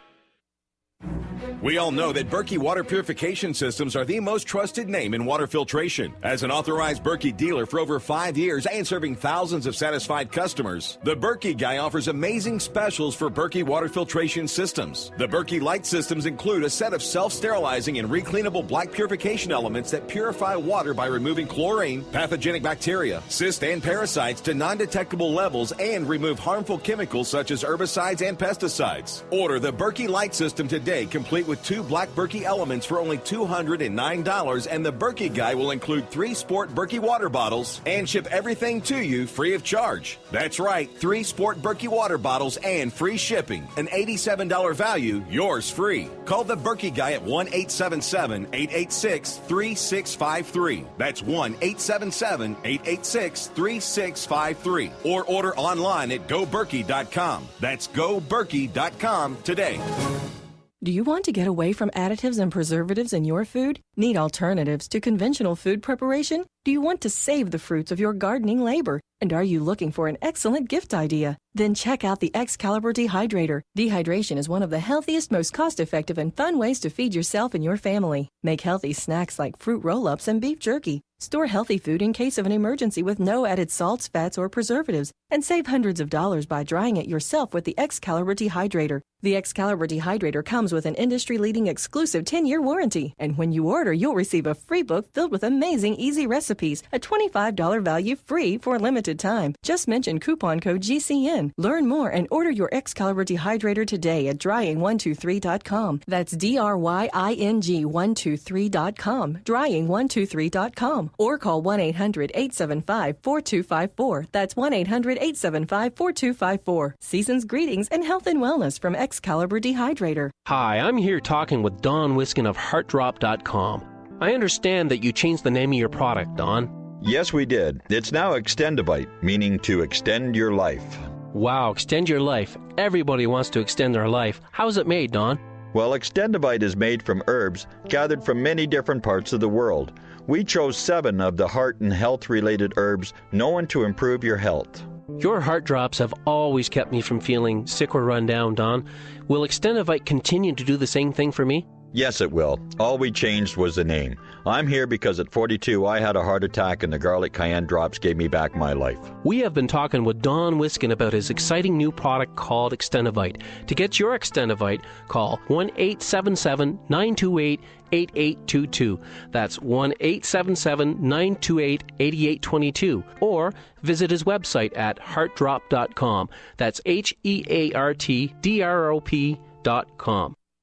On air, online, and on demand. We are the GCN Radio Network.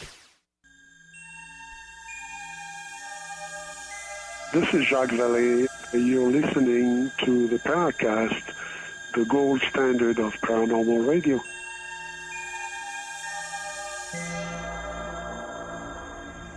We have Gary David joining us this week. I'm Gene Steinberg. If you're in the Paracast, Chris O'Brien is our co-host. And we are exploring lots and lots of really interesting stuff because we're talking about legends of sky people, about their presence, and you were talking about this mountain. Let's continue. Yeah, I was going to drop a bombshell here. It certainly Please, we need one, because after we had that kind of letdown about having arsenic aliens instead of phosphorus aliens, and that was all it was about, you know. Well, you know, this was a controversy that came about a decade ago when, this one archaeologist named Christy Turner came up with all this forensic evidence of archaeological sites in the Southwest that showed evidence of cannibalism. He had pretty strong evidence that, bones were chopped up and sawed, human bones were chopped up and sawed and like they were being prepared for food. They even found in a place called Cowboy Wash, which is in southwestern Colorado, they found what's called a coprolite, or a fossilized human feces with human myoglobin in it, which is a protein that's only found in human muscle or heart. So the person who deposited this feces at this site definitely ate human beings. So there's some evidence that cannibalism did occur, and perhaps that's why these people at Chaco Canyon had were taller than the rest, because they had a better protein source. It was human protein that they were consuming. Boy.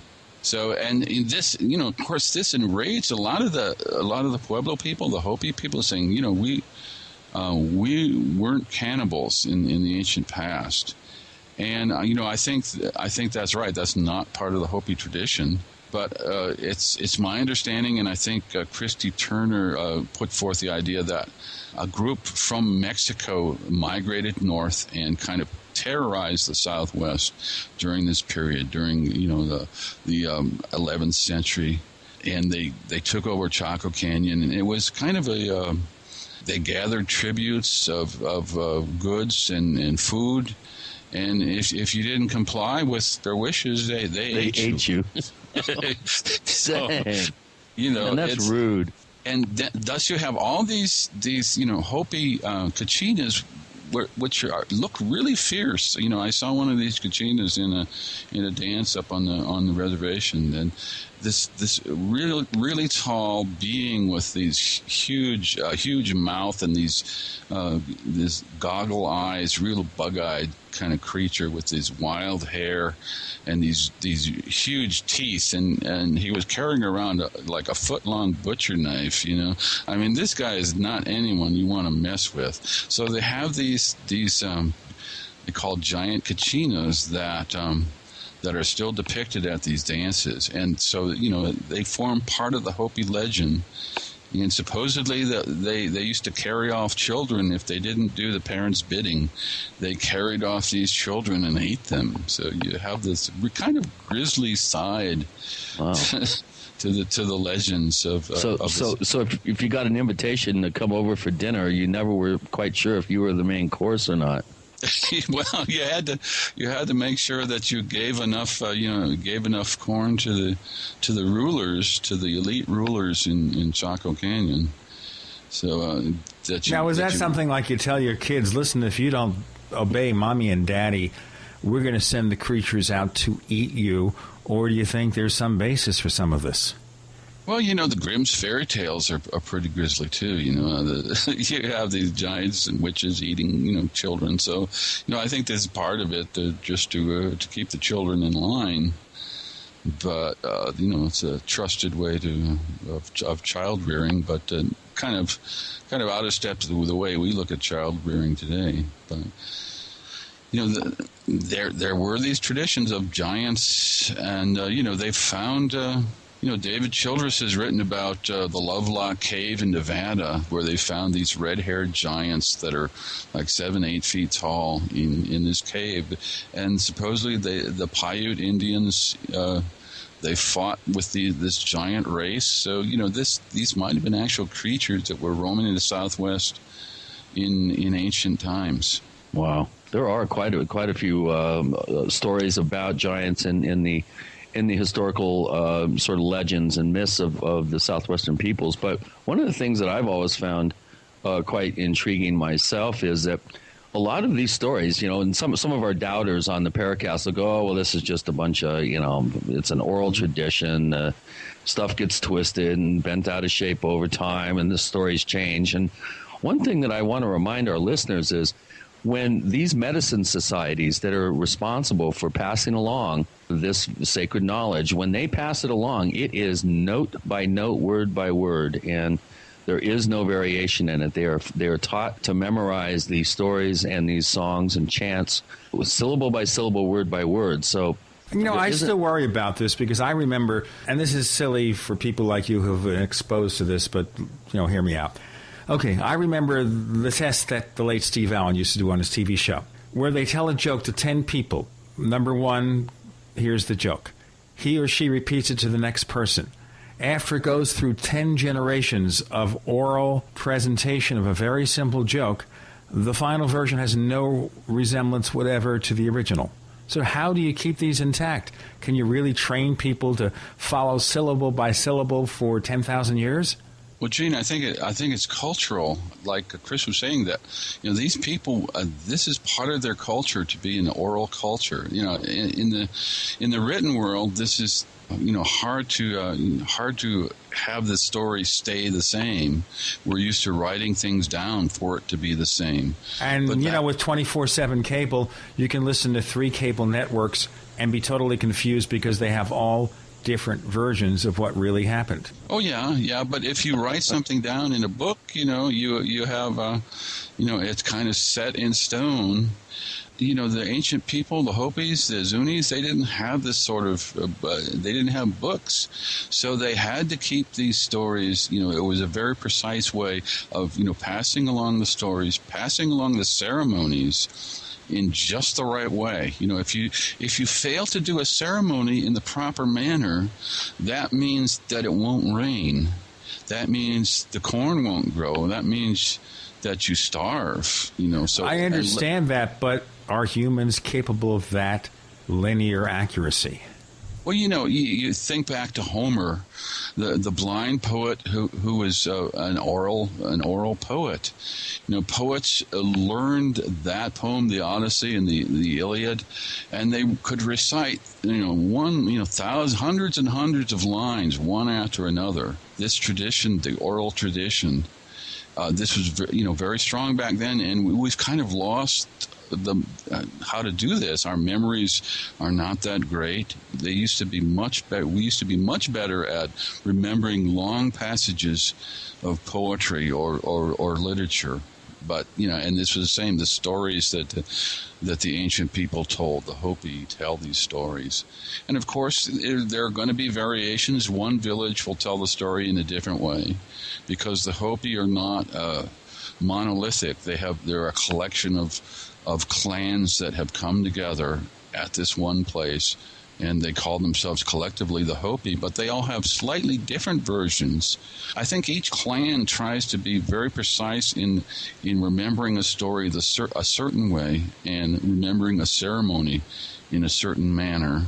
so they can perform the ceremony, and it will be efficacious and will do what it's supposed to do. We'll get into the ceremonies, the meanings, but more important, the star people and what the prophecies mean, what all this means to us in the present day, in the 21st century, whether there's an impact to our real lives here. We'll have to explore this further. Gary David is the guest. The book is out now, your latest one? It's called The Kivas of Heaven, Ancient Hopi Starlore. Okay. And we'll also talk about a TV show you're going to be on next year. Chris O'Brien's the co-host. I'm Gene Steinberg. You're in the Paracast.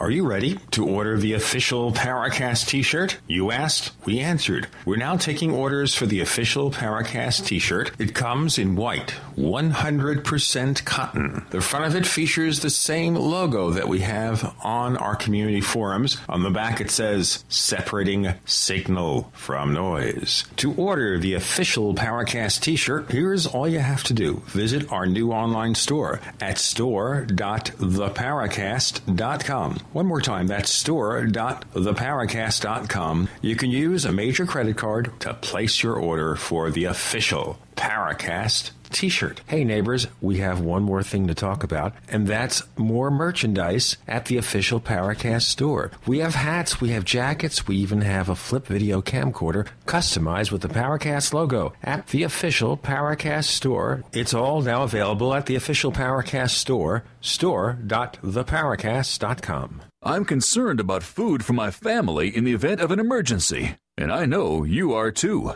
Are you ready? Don't wait for an emergency to happen. Put a plan together now with quality dehydrated food from Ready Reserve Foods. For nearly 40 years, Ready Reserve Foods has been in continuous operation, canning the finest in dehydrated foods. Other companies just broker canned foods. Ready Reserve is the manufacturer, controlling quality from start to finish with double enameled cans and nitrogen packing for maximum shelf life. Ready Reserve offers a balanced selection of fruits, vegetables, dairy products, proteins, and grains. Choose from a variety of pre-selected units or order by individual can to customize your own plan. When you purchase from Ready Reserve Foods, you are buying factory direct at wholesale prices. Call today for a free catalog, 1-800-453-2202, or visit ReadyReserveFoods.com. Call 1-800-453-2202. Ready Reserve Foods, factory direct, wholesale pricing. Making the right decisions is a challenge to investors. Are we going to see economic growth, slide into a recession, or at worst, depression? Hi, Ted Anderson from Midas Resources. We all know when a company acts irresponsibly, divesting ourselves in a move towards safety is prudent. When the market becomes volatile, U.S. Treasuries are a safe haven. But what do you do when the U.S. government overextends itself and spends beyond its means? Many investors are turning toward gold as a common-sense alternative to traditional paper investments. Midas Resources has put together a powerful book titled 10 Reasons to Own Gold, discussing costs, benefits, risks, featuring full-color illustrations, weights, and measures. The book is free and can be yours by calling 800-686-2237. Paper investments are dwarfed by gold's 6,000-year history. Discover how gold may be right for you and your IRA by calling 800-686-2237. Whether buying or it's time for you to sell, the book is free. Call 800-686-2237. Energy. This world has so much energy, yet our bodies are lacking. What if you could tap into something that gave you more energy? What if you could drink a beverage and receive more energy? Well, Life Change Tea is your answer. Our number one compliment is people receiving more energy. And our product is all natural and no caffeine. And think about this. If you have more energy, you get more done. What a concept! If you are desiring more energy and a healthier lifestyle, it's time to drink Life Change Tea. Our name hints to our success. So here's how to order. Call us, 928-308-0408. Again, that's 928-308-0408. Or you can log on to getthetea.com. That's getthetea.com. And remember, there's only $3 shipping on your complete order. Again, more energy, more success. That's getthetea.com. America's #1 source for independent talk radio for over a decade. We are the GCN Radio Network.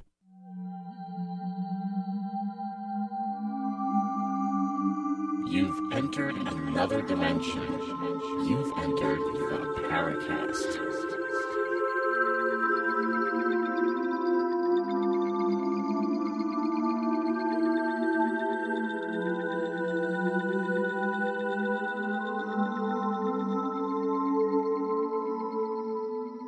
Ancient mysteries all. We're looking at them to see what has traction, what might be real, what might not be real, just a tall tale, a fairy tale. Gary David joins us. Chris O'Brien's the co-host. I'm Gene Steinberg.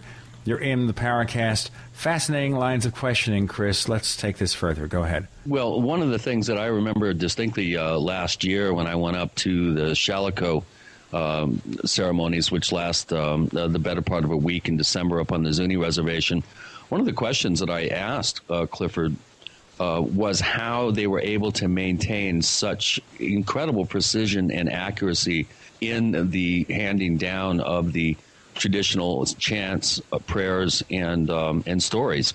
And he said that one of the ways they do it is they skip a generation. It's the grandfather's generation that tells it to the grandchildren, and then the father's generation tells it to his grandchildren. And so they leapfrog through the generations down into time.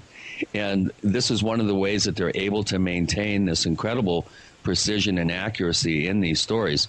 Now, of course, there are different medicine societies, there are different Kachina societies, there's different clan societies, and as Gary pointed out, we do have some variance, I think, from tradition to tradition. But I think by and large, you're dealing with a culture that's very invested in accuracy. You mentioned, Gene, before the break that we were going to talk about some star people legends and stuff. Gary, one of the stories that has always intrigued me, kind of going back to your comment about the 70s wave in Prescott, was the involvement of the Hopi elder Dan Kachamba. Do you want to talk about him a little bit and then maybe dovetail into some of the prophecies? Yeah, he's the one that one of the elders, Hopi elders that have brought the prophecies forward. Some of the end time prophecies, you might say, the Hopi end time prophecies. But like I say, he's one of the ones that went to Prescott, Arizona in 1970. And he witnessed some of these craft hovering around Thumb Butte. And there's kind of an internet rumor about, he died in 1972, but supposedly his body was never found. He was last seen walking up a canyon where a UFO had been sighted. So maybe this is just kind of internet stuff. It's hard to say. But, that's the rumor, about him. But, these prophecies have been coming forth since like the middle of the 20th century. We've been aware, the world at large, I should say, has been aware of these prophecies coming to pass. In 1958, there was a man named David Young. He was a minister, and he was driving around the American Southwest, and he picked up an old Hopi man named Whitefeather, and Whitefeather was from the Bear Clan, and he said that all his sons were dead, and that the Hopi ceremonial cycle was kind of dying off, becoming extinct, and he wanted to pass on these major prophecies that he had foreseen while praying and chanting in the Kivas, these visions of the way the fourth world would end, and some of the signs or omens that would signal the end of this era, the end of an age. He said things like there'd be huge beasts come. They were sort of like the buffalo, except they had very long horns. That's one of the signs that the end of the age was near. And, of course, that happened in the 19th century in the American West when the coming of longhorn cattle. He said that there would be spinning wheels with voices in them. That might be interpreted as covered wagons with the spinning wheels that you can see that kind of that visual disturbance that looks kind of like the wheel is going backwards. Another snakes of iron. Or trucks. Or trucks. Well, they one of the prophecies of the native end times is that there'll be ribbons, black ribbons spread across the land, and there'll be horseless carriages going across these black ribbons. So that's a pretty striking example of an asphalt highway. Whitefeather said that there'd be a spider web strung across the land. A giant spider web will be spread across the landscape. Of course, you might think of at first telegraph lines, and then maybe power lines or telephone lines, and now, of course, the World Wide Web is a giant web that's spread all over the world. He also said that young people with long hair will come to Hopi land to learn the native ways. And this happened especially in the late 60s, early 70s, when a lot of the counterculture people came out to Hopi land, and sometimes they were at odds with Hopi values and culture because they lived a rather libertine lifestyle, and the Hopi are a very conservative people, and sometimes they didn't mesh with the Hopi ways. But at any rate, these young people were trying to learn the native ways, and this has come to pass. One of the signs was the sea will turn black. And of course, this past summer, in 2010, we had the huge Gulf oil spill. And the sea turned black. And the sea indeed turned black. So these signs are all, coming to pass, that we're at the end of the fourth world. Okay, so all these legends of the end times, it's not just amongst the Indian people, but all across the world. Other religions, the same thing, end times. So are we again seeing this unified message from the same source? Well, I think, different cultures interpret it differently. There are biblical end times, and from what I understand of Hopi end times, Hopi prophecies, they're very similar. All these earth changes, tsunamis, earthquakes, these were all predicted to come at the end times, and we're seeing this in a lot of different cultures. The Mayan culture, of course, has the specific date of December 21st, 2012. That's the end time. The Hopi are not that precise in saying when the end time will come. Some believe that we're already entering into the fifth world. We're very close to being in the fifth world. I have a friend that lives up on Hopi, and he said that he believes that the Hopi culture ceremonial cycle will be extinct at the end of his lifetime, and he's about 50 years old, in his 50s. But by the time his life is ended, the Hopi culture will kind of cease to function as a ceremonial. This whole mass of legends and ceremonies we were talking about before, this will just come to an end because the language is not being passed on the way it used to be passed on, and the ceremonies are not being done. And it seemed like the whole ceremonial cycle is breaking down. And the Hopi see themselves as guardians of the earth. They keep the world in balance. And in fact, they have a word, Koyanaskatsi, which means world out of balance. That's the contemporary world that we're living in right now. And their ceremonies were done in part to keep the world in balance, keep the earth functioning and turning the way it's supposed to, keep the weather, keep the warmth coming to the land so they could grow corn and so forth. And this is all just kind of breaking down. You're having early winters and droughts and so forth, and it's getting harder and harder to be a Hopi up there and live in the traditional manner. So did the Hopi predict global warming? Well, they did predict, kind of the earth changes, like tsunamis and so forth, earthquakes. Earthquakes, especially the next cleansing, according to Grandfather Martin of the Hopi, is going to be the earth shaking or flipping over 4 times, when the warrior twins abdicate responsibility for holding Pululukang, which is the great serpent in the earth that keeps the earth in balance in terms of, I guess, its orbit. When they let go, then Pululukang will spasm and the earth will flip over 4 times, according to Martin.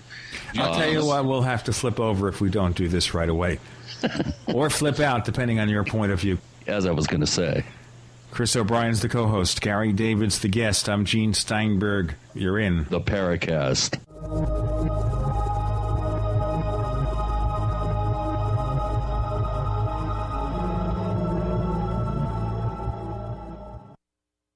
Hi, this is Ted Anderson. If you'd like to listen to GCN programs on the go, I have great news. GCN has created a Droid and iPhone application, and it's free. Just as easy as going to GCNlive.com, click on the banner, and download. Before you know it, you'll be listening to your favorite hard-hitting GCN shows, live or on demand, right on your Droid or iPhone, 24/7 and on the go. So download the Droid and iPhone app free by clicking on the banner at GCNlive.com. Thanks again for listening to GCNlive.com. Again, that's GCNlive.com. Hi, this is Ted Anderson. Have you ever wondered why banks, stockbrokers, investment advisors won't talk about gold IRAs? They've been available since 1986, yet the financial industry won't recognize the value of gold for your retirement. Gold has outperformed paper investments, yet no word about IRAs. If you would like to have gold for your retirement, call 800-686-2237. Don't get left behind by rising inflation and low returns. Call 800-686-2237. Secure your future and call 1-800-686-2237.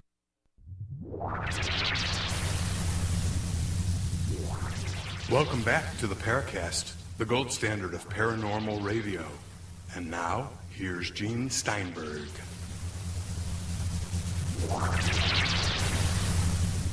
Gary David joins us on the Paracast this week. I'm Gene Steinberg. Chris O'Brien, who's the real expert of our dynamic duo on all these legends. You know, one of the things that this TV show is going to explore, ancient prophecies, is Nostradamus. Now, are you into Nostradamus too? Just on a peripheral way. You know, I'm not heavily into Nostradamus, but you know, I'm more into the native prophecies and that. But you know, I think it goes along with what the elders have been saying, or we found out since like the mid 20th century, when they started to come forth and talk about these prophecies, because they realize that this is the end of an age, and it's time to enter into a kind of a new world. And this fifth world, there are some good things about it. You know, I mean, it should be a world of peace and harmony and respect for Mother Earth, respect for the ways of the Creator. But there's going to be a time of purification. Yeah, why don't you talk about that in the return of True White Brother? You know, the one of the signs, one of the end time signs that the Hopi have seen is that a blue star kachina called Sakwasohu will appear in the heavens. A blue star will appear in the heavens, and a particular kachina related to this blue star supposedly will take off his mask during a ceremony, which is simply not done. And you know, it's rumored that this has already happened. It's hard to say, and it's hard to say what the blue star is. You know, there's some speculation that it was Hale-Bopp comet back in 1997. It had this beautiful blue tail on it. Comet Holmes in October of 2007 has been speculated as being the blue star. You know, it's hard to say what it is, but they say that after the blue star arrives, a red star will also come, and it's Paha Sohu is the red star, and this is a purifier. This will purify those that are not living in the ways of the Creator. So I think humankind will undergo a great purification period, and we might be in this already. You know, the earth, we're seeing huge forest fires in Israel just in the past week. We're seeing all these earthquakes and tsunamis and so forth. You know, the earth is being purified, and the human race is being purified. in order to enter into this this fifth world. Well, what about True White Brother? What do you know about the return of the bringing together of the Hopi sacred tablets? Yeah, the Pahana, the elder white brother, or the true white brother, you say, he's kind of like a Quetzalcoatl figure. He was there at the beginning of the age, and he took a part of the a stone tablet. It's the Fire Clan tablet, and he took an edge of this tablet and broke it off, and carried it with him back to the east. So in a lot of ways, he's like the Aztec god Quetzalcoatl, who said he would return during the end of the age. Also like the Mayan god Kukulkan, the same sort of figure as right, Viracocha. Viracocha, exactly. You have this. A lot of these native cultures have this same myth of this god coming, interacting with them, and then going back to the east, but saying that he will return at the end times to purify the people. And he'll come, as he's said to come, with a red coat or red hat. Something red is involved with his coming, and this might be part of the red star that's going to purify the people. Yeah, either that, or if Palin gets in, she'll probably do a good job purifying our sensibilities. Well, that's a whole other matter. The 2012, maybe that's the end of the Mayan calendar, is when Sarah Palin gets elected president. That'll signify you the betcha. End. 2012. Wanted to ask you this, Gary. The 2012 Mayan legends, any connection with all this stuff? Well, the Hopi had a trade network established with the Maya.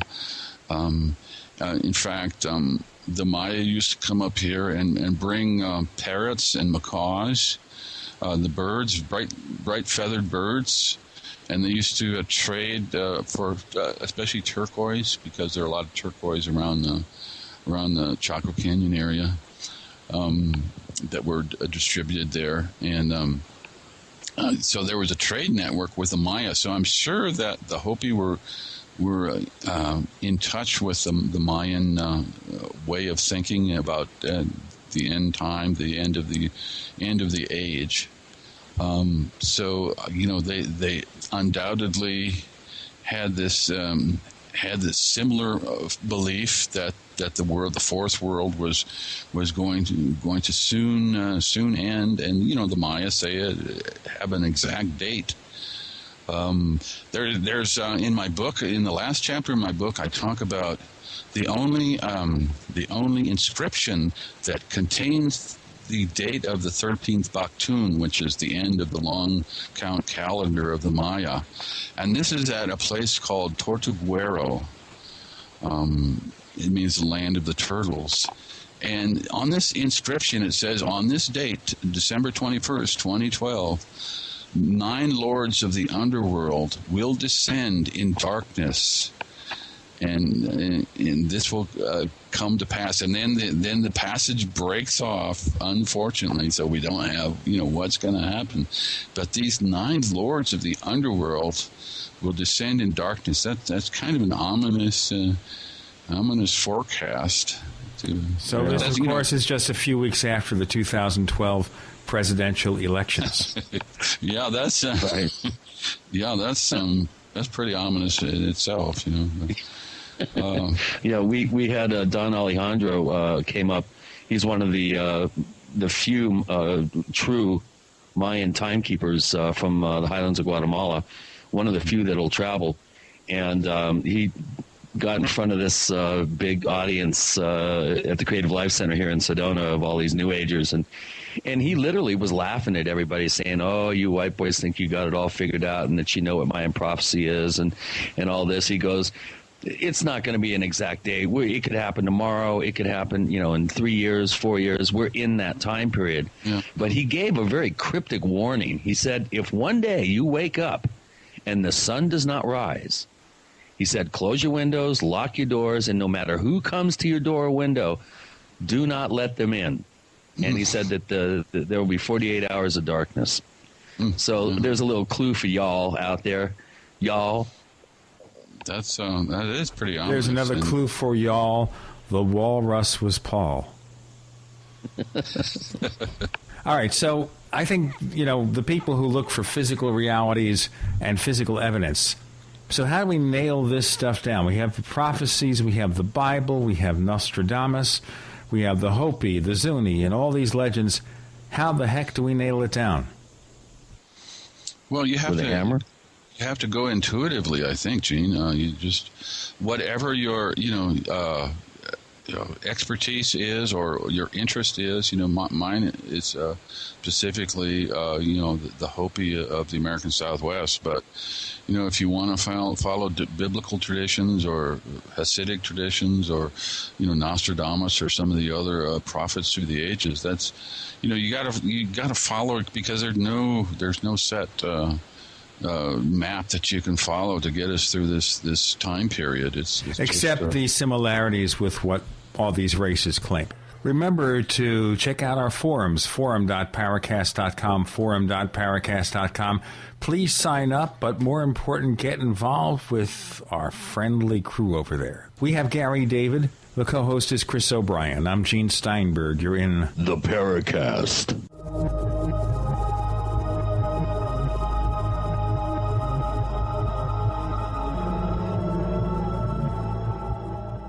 For 58 years, Fate has provided true reports of the strange and unknown. Fate brings you the latest in all aspects of the paranormal, like angels and miracles, psychic phenomena, ghosts, UFOs, and much, much more. To receive your complimentary Fate magazine, call now at 1-800-728-2730 or visit their website at www.fatemag.com. That's 1-800-728-2730. What are you waiting for? Your fate awaits. Hi, this is Tamar from Namecheap. We're a domain name and web hosting company, and we really care about our customers. With domain name purchases, Namecheap offers free SSL and free WhoisGuard for a year to protect your identity from spammers. Most importantly, we care about you. If you'd like to learn more, please visit us at radio.namecheap.com, radio.namecheap.com for web hosting and domain name specials. You can also follow us on Twitter at twitter.com/Namecheap or become a fan of ours on Facebook at facebook.com/Namecheap. See you online. Have you ever felt like the United States government knows way too much about your financial affairs? I continue to hear stories about property seizures, frozen bank accounts, confiscation of stocks and bonds. It makes me wonder if the U.S. citizen will ever again have the right to life, liberty, and the pursuit of happiness. Unfortunately, with the Drug and Money Laundering Act, the IRS Revenue Ruling 6045 of 1984, and the Trading with the Enemy Act and Franklin D. Roosevelt's Executive Order of 1933, some precious metal holdings are subject to government intervention. For this reason, Midas Resources has prepared a report explaining the boundaries of trading precious metals privately. Whether if you have any intention of trading with Midas Resources or not, I have instructed my representatives to give this report out free. Call for your free copy at 1-800-686-2237. When investing, always proceed with caution. Again, call 1-800-686-2237. Exercise your legal right to trade metals privately. 1-800-686-2237. Becoming a modern smoker is now easier and more cost-effective, thanks to LeSig. Traditional smokers the world over love LeSig. E-cigarettes with a look, feel, and taste of real cigarettes, but without the nasty smoke, ashes, or stains. LeSig is powered by revolutionary microelectronic technology. A small rechargeable battery and unique replaceable cartridge provide all the satisfaction and benefits of smoking without the smoke and all the hazards. See the large variety of LeSig e-cigarette supplies and accessories at LeSig.com. That's LECIG.com. LeSig is competitively priced, comes with the best customer service, a 30-day warranty, and satisfaction guaranteed. What a great gift idea. For a 10% discount, mention GCN when you call 870-518-4307. That's 870-518-4307. Ask for fast, free same-day shipping. Order online at LeSig.com and use promo code GCN at checkout. That's LECIG.com. LeSig, for today's modern smoker. Attention shoppers, please stay in line. You must be scanned and searched before entering the mall area. Attention, you must disrobe and pass through the scanner at mall security before entering the building. Hey, most GCN listeners know that the future of Christmas shopping may quite well be that scary. And while we're not there yet, as shoppers, we still face terrible traffic, crazy lines, and even crazier shoppers. But this year can be different. You can still opt out of the craziness and do your shopping off the grid by going to offthegridchristmas.com, where you'll find our new Christmas video featuring an amazing assortment of truly hard-to-get gifts. Gifts you simply won't find in stores. These are gifts that can help anyone on your list become better prepared for the hard times ahead. And here's the best part. Prices have been slashed until December 15th. This year, opt out of the lines. You won't get fined. You'll get great discounts on all kinds of off-the-grid gear by going to offthegridchristmas.com. Go to offthegridchristmas.com. That's offthegridchristmas.com. Are you tired of searching for great talk radio? Something more important. Search no more. We are the GCN Radio Network. We want to hear from you. If you have a comment or question about the Paracast, send it to news@theparacast.com. That's news@theparacast.com. And don't forget to visit our famous Paracast community forums at forum.theparacast.com. Get in on all the action at forum.theparacast.com.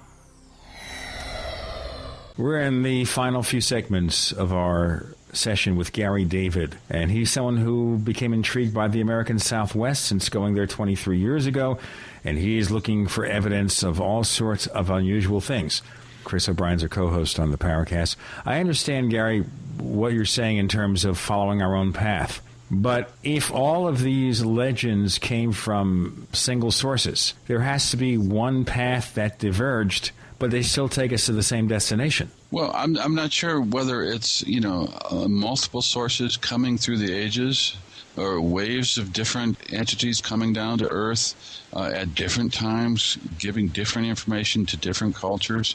Like I said, I don't think there's a one source that disseminates everything. There might be a number of different entities coming through. The ant people are different from the Greys.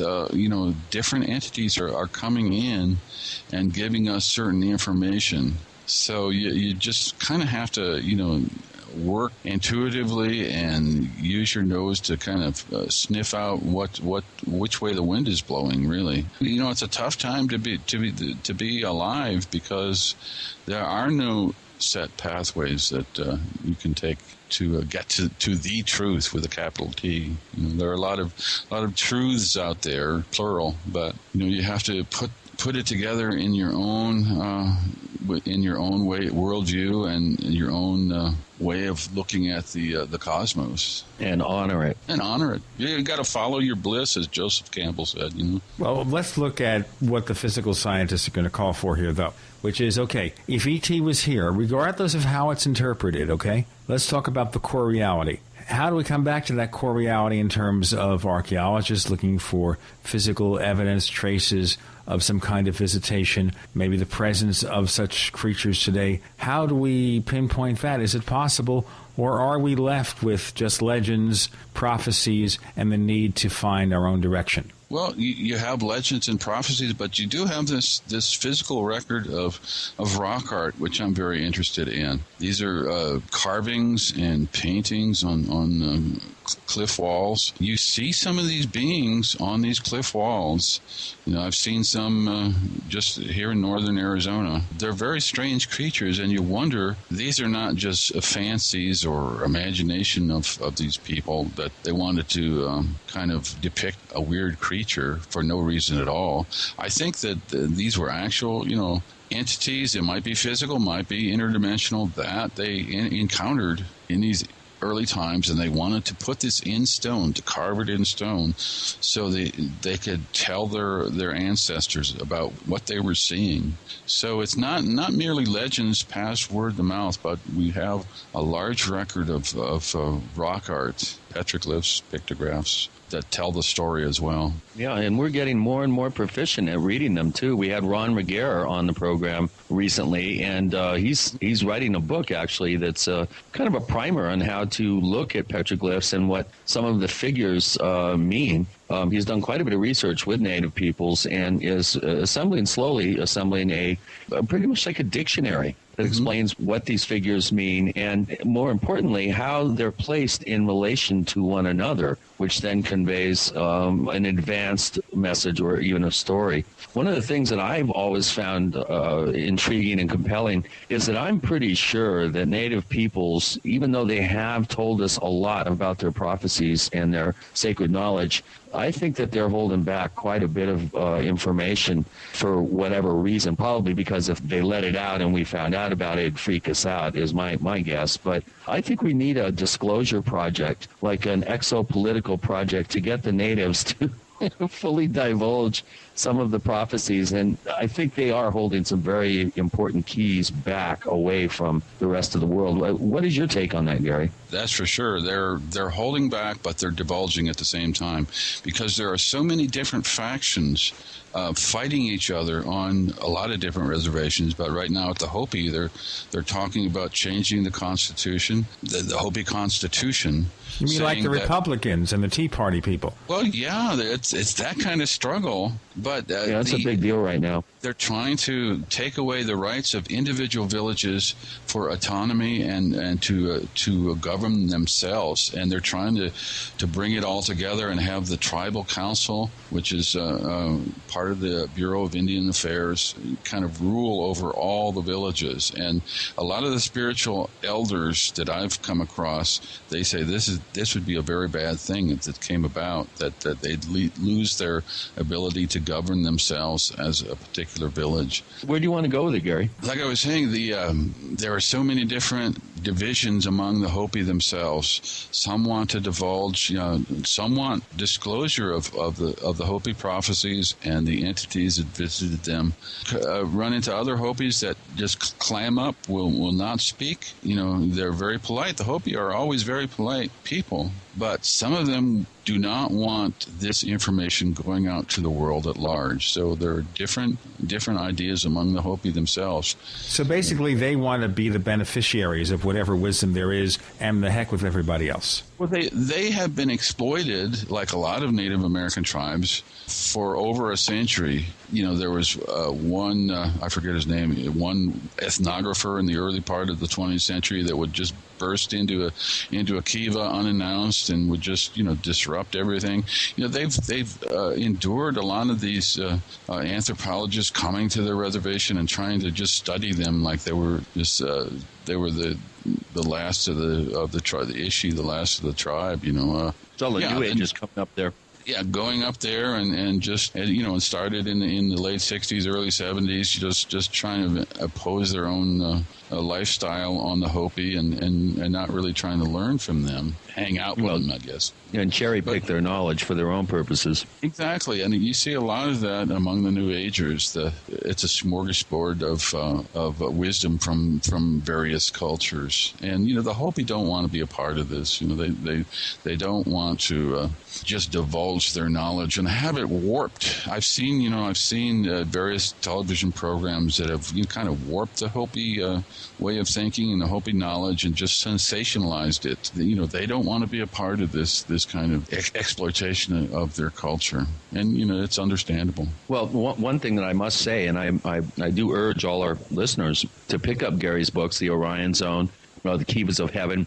You also have a very interesting book on the apparent Masonic underpinnings of the town or the city of Phoenix, Arizona, which is probably a subject of a whole show right there. I mean, gosh, that book is a mind blower as well. But you mean there's something here that I should know about? Oh boy, Gene, you're right in the middle of it. And if we told you, I don't know if you could handle it. Yeah, the Phoenix is a Masonic city, and I found a Masonic worship site right next to an ancient Hopi site, which is near Winslow, Arizona, believe it or not. So the Masonic influence is really strong here in Arizona, and that's in my book, Eye of the Phoenix. You can get all those through Adventures Unlimited Press, also online at Amazon and the different bookstores, so Barnes & Noble and so forth. So forth and so on. Gary David joining us. I'm Gene Steinberg. Chris O'Brien is the co-host. You're in the Paracast.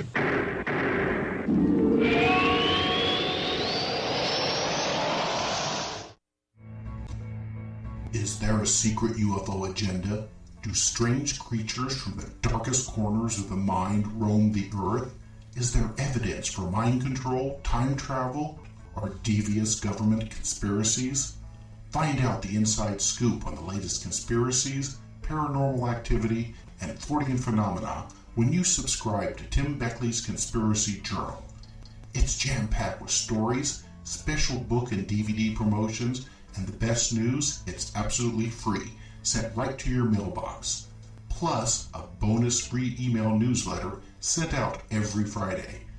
Simply send an email with your name and address to Mr. UFO at webtv.net.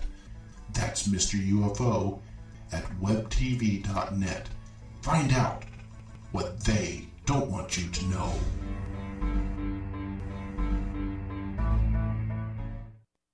Is it really possible to get out of debt without payment plans or attorneys? 18 years ago, we developed a program that has made thousands debt-free in just 90 days. It's called Zero Debt in 90 Days, and it works for all credit card debt, medical bills, even collection lawsuits. When I first joined, I was being sued, so I used the program methods, and after filing one piece of paper, the collection lawsuit was dismissed. With Zero Debt in 90 days, your success is guaranteed in writing. There is no other program of its kind. Don't be alone when creditors gang up on you. Let our team of experts provide the resources to fight back and stop creditors in only 90 days. Guaranteed. Prevent wage garnishments, bank levies, and stop collection calls with our proven program. Call Zero Debt in 90 days now. 800-477-9256 and ask for free information from an expert who also completed our program. 800-477-9256 or ZeroDebtGuaranteed.com. 800-477-9256 or ZeroDebtGuaranteed.com. Where have all the military surplus stores gone? Don't worry, you don't need one, because everything you need at Military Surplus is at MaineMilitary.com. That's M-A-I-N-E Military.com, one of the last surviving true military surplus stores in the country. Go online now to MaineMilitary.com and discover a source for hard-to-find surplus items at true surplus prices. Surplus gun cleaning kits as low as $2.99. Complete chemical suits as low as $11.99. See our huge selection of gas masks, filters, and accessories. Finish and M10 gas masks are 3 for $30, and Swiss filters are 3 for $12. Searching for Strike Anywhere matches? MaineMilitary.com has them, plus a whole new product line of survival and first aid kits and lots more. Get free shipping on orders over $50 only at MaineMilitary.com. That's M-A-I-N-E Military.com, or call 877-608-0179, 877-608-0179. MaineMilitary.com, the main name in military supply. Fight back this cold and flu season with the world's best garlic extract, Ali C. Why Ali C? Because it helps your body fight viruses, bacteria, and fungi. Ali C has been scientifically proven in double-blind studies using low doses to greatly reduce the number, severity, and duration of common colds. Ali C contains 300 milligrams of stabilized allicin, the active ingredient in crushed garlic. Studies show Ali C is effective against MRSA, bacterial, fungal, and viral infections. One tablet of Ali C has the equivalent of 40 cloves of garlic. Ali C supports your body's resistance to all types of conditions and can help lower high blood pressure and high cholesterol. So boost your body's resistance to infection with nature's best garlic extract, Ali C. For more information and to order Ali C, call 877-888-7126 or go to garlichealthproducts.com. That's 1-877-888-7126 or go to garlichealthproducts.com for your Ali C today. The GCN Radio Network, providing the world with hard-hitting talk radio. GCN. Great talk radio starts here. You're in the Paracast. You never know what's going to happen next.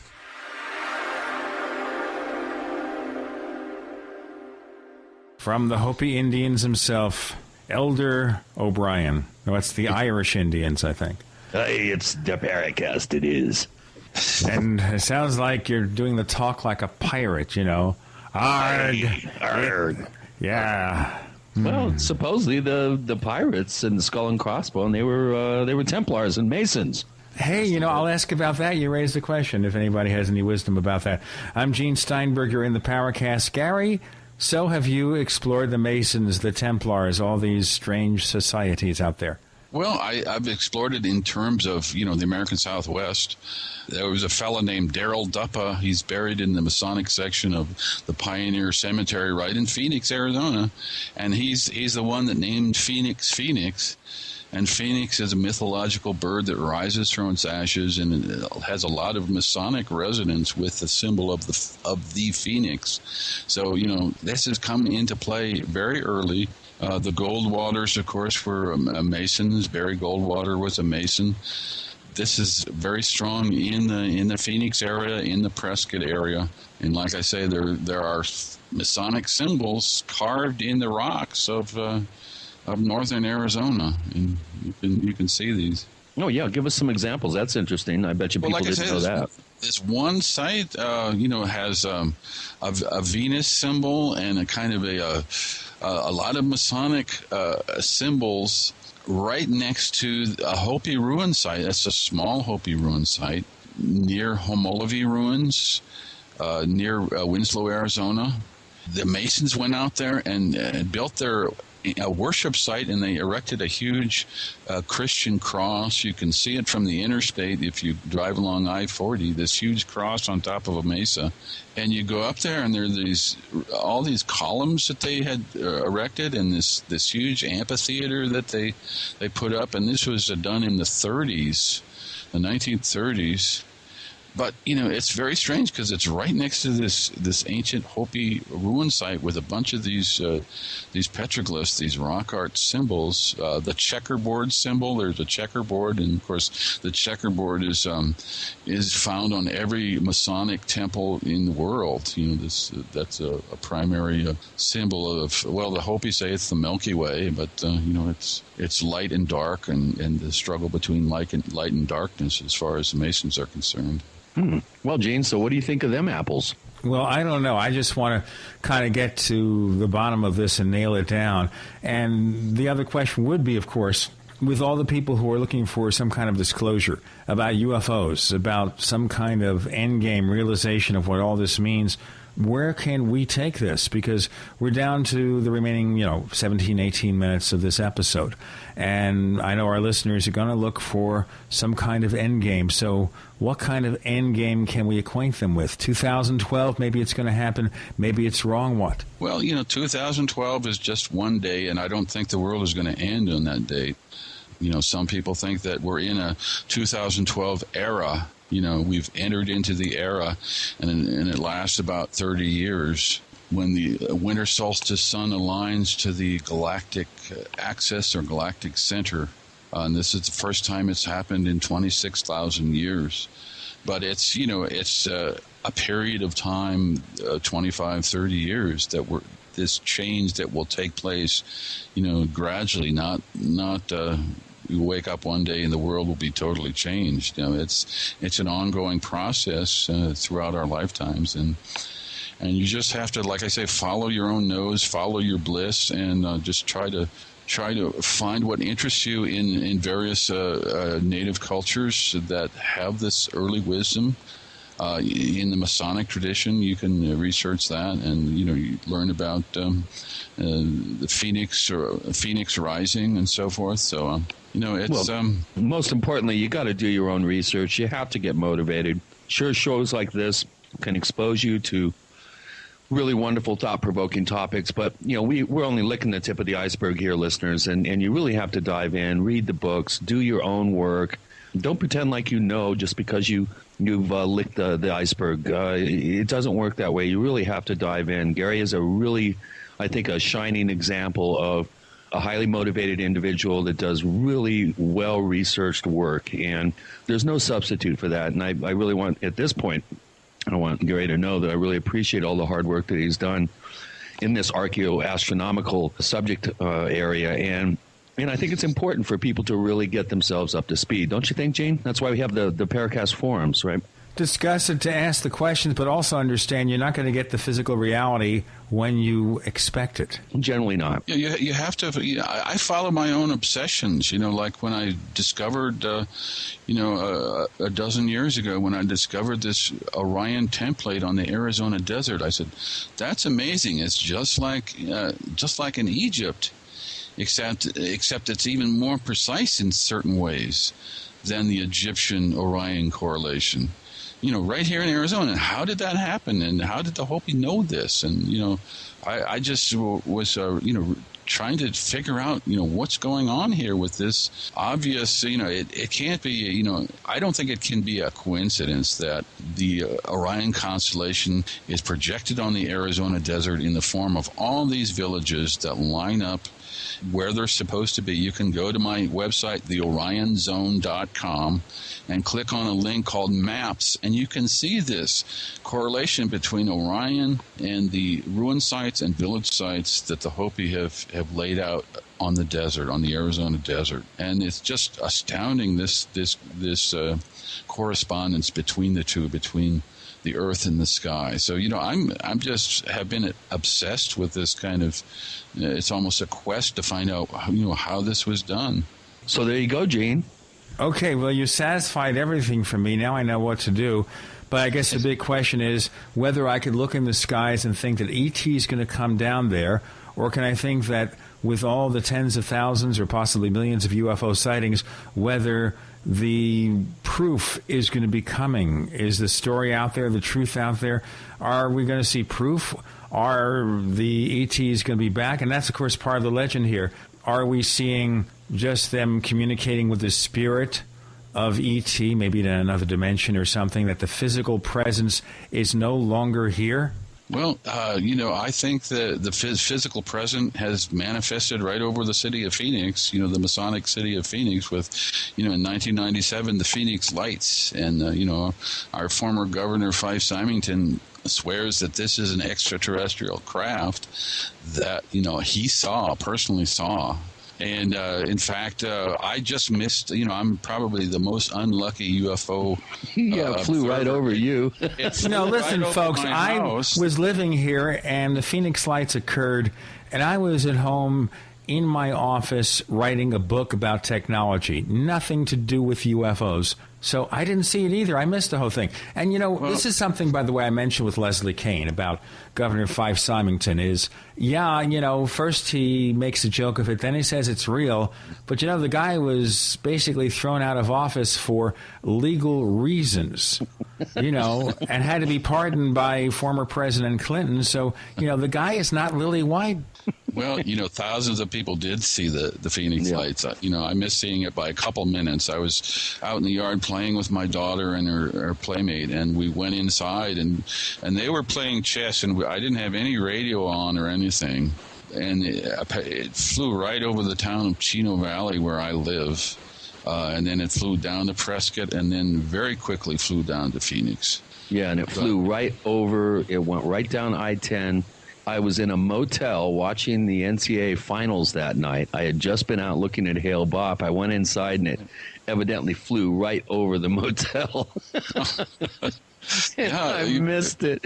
It was at its lowest point. Thousands of people did see it, because it hovered over Indian School Road and 7th Avenue or something like that. Right. It hovered there for quite a while, and thousands of people saw it, and hundreds videotaped it. But I missed it, and some of my neighbors saw it, and they said they were very scared because it was so big. The craft was so huge going across the sky.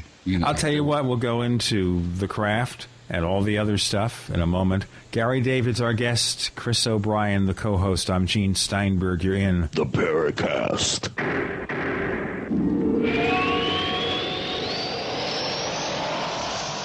Are you ready to order the official Paracast t-shirt? You asked, we answered. We're now taking orders for the official Paracast t-shirt. It comes in white, 100% cotton. The front of it features the same logo that we have on our community forums. On the back it says, separating signal from noise. To order the official Paracast t-shirt, here's all you have to do. Visit our new online store at store.theparacast.com. One more time, that's store.theparacast.com. You can use a major credit card to place your order for the official Paracast Paracast t-shirt. Hey neighbors, we have one more thing to talk about, and that's more merchandise at the official Paracast store. We have hats, we have jackets, we even have a flip video camcorder customized with the Paracast logo at the official Paracast store. It's all now available at the official Paracast store, store.theparacast.com.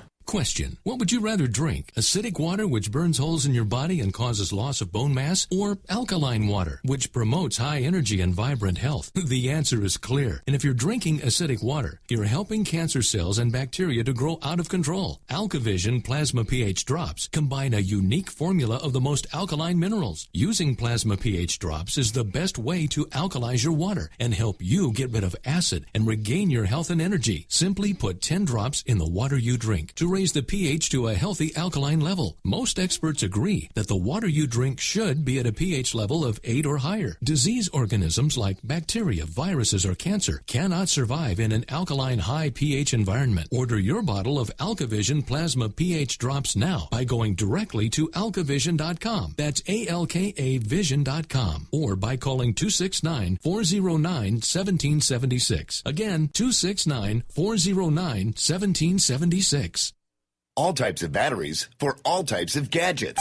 We'll say it again. All types of batteries for all types of gadgets. Electronics, toys, flashlights, computers, accessories, and more are at batterystation.com. Whatever type battery you need, alkaline, lithium, gel cell, NiCad, metal hydride, sealed lead acid, and more are at batterystation.com. Our homepage gives you quick access to ham, marine, police, fire, and aviation batteries. Plus, choose from our great selection of LED flashlights with no bulb to ever burn out and much longer battery life. Find many top brands including Streamlight, Pelican, Surefire, Novitec, Gerber, and more at batterystation.com. You'll also find the most popular brands of ammunition and watertight cases for storing guns, food, electronics, survival gear, and more at batterystation.com. Call 417-257-7799. That's 417-257-7799. You will be surprised when you visit batterystation.com.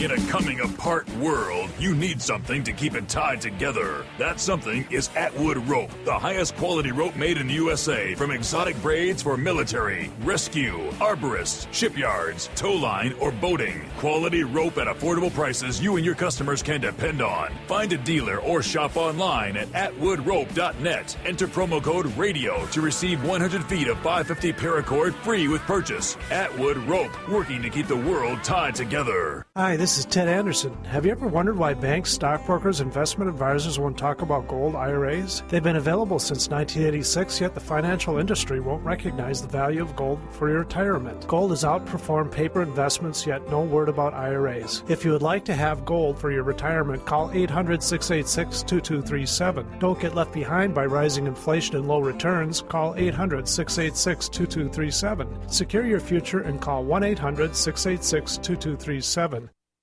On air, online, and on demand. We are the GCN Radio Network.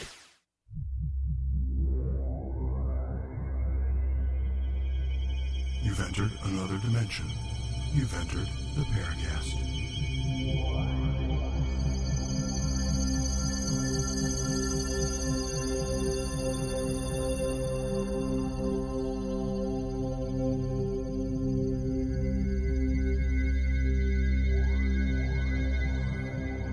And by the way, some of you have asked about what happened to Nicholas Redfern, one of our co-hosts. Well, he's been involved in a big project, not involved in any way with UFOs or the paranormal field. But he also has a new book on NASA conspiracies, so he'll join us real soon now. We're going to be wrapping it up soon with Gary David, looking into ancient mysteries and how they might impact us in the present day. I'm Gene Steinberg. Chris O'Brien's the co-host. You're in the Paracast. Let's look at this further. Okay, so we have the Phoenix Lights, just another UFO case, though? Or do you think it signified anything more? It might have come from Area 51. You never know. It came from that direction. It was first sighted in Henderson, Nevada, and then it was next sighted in Paulden, Arizona, 5 miles north of me, and then Chino Valley, and then Prescott.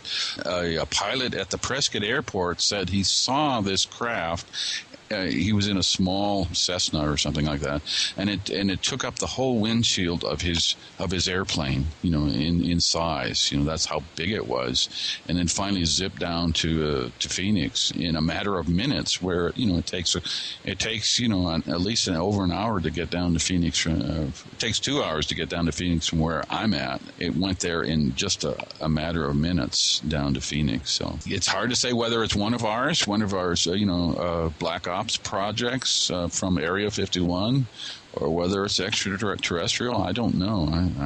I haven't. If it's one of ours, I know why the Cold War is over. Well, yeah. So you don't think it had any real major, let's say, important sort of prophetic importance or anything like that? It would just happen to be a big old ship happened to trot out over the 5th largest city in the country. Thousands of people saw it, and then it just disappeared down by Tucson somewhere. The Hopi say this is part of the end of the Fourth World, where these craft will start appearing in the heavens at a greater pace. So we're seeing these all the time. Certain people are. I'm not, but I'm kind of unlucky that way. And it's part of the Hopi prophecy to see these things. My screenplay has an ending of a Native American elder on an Indian motorcycle riding up a ramp into a flying saucer, and it takes off. That's my big ending. Chris, I blew it. I should have given it away. This is a spoiler. You got to change the ending now. Oh, no. I like the Indian motorcycle. That's a good one. Yeah, it's actually pretty fun. That's what I've been working on today, so it's kind of stuck in the backside of my frontal lobe here. All right, let's look at some of the things you've been doing and worked on. Now, all these legends you've talked about, you've talked to the Indian elders and everybody else, Gary. What kind of actual work have you done in trying to nail it down yourself and doing your research? Well, I've spent a lot of time up on the reservation, going to Kachina dances and talking to various people, talking to Grandfather Martin, who's from Haute Villa. That's the third mesa. He's one of the last remaining spiritual elders up on the Hopi reservation. He's in his 80s now, and he's very interested in what's going on in the world today as we speak. He's a traditional elder, but, he also likes to go see the movie Avatar. I heard somebody took him to the movie Avatar, and he got a big kick out of that. So he's kind of in both worlds, trying to disclose some of the information that he knows about. And about the, Prophecy Rock, which is up on the reservation, and another petroglyph right beside it, which looks very much like a saucer or a craft, some kind of flying shield, as the Hopi call it. It looks very much like this. So he's trying to divulge this sort of thing. But there again, the Hopis, some you talk to, they clam up right away, and they won't say anything about the traditional ways.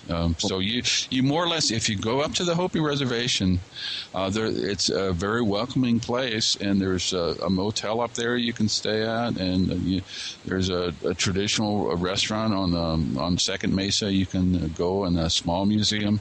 So I would suggest that people just go up there and just kind of look around. You just put your camera away, because they'll take your camera and they won't give it back. So basically, they are wary about us. Oh yeah.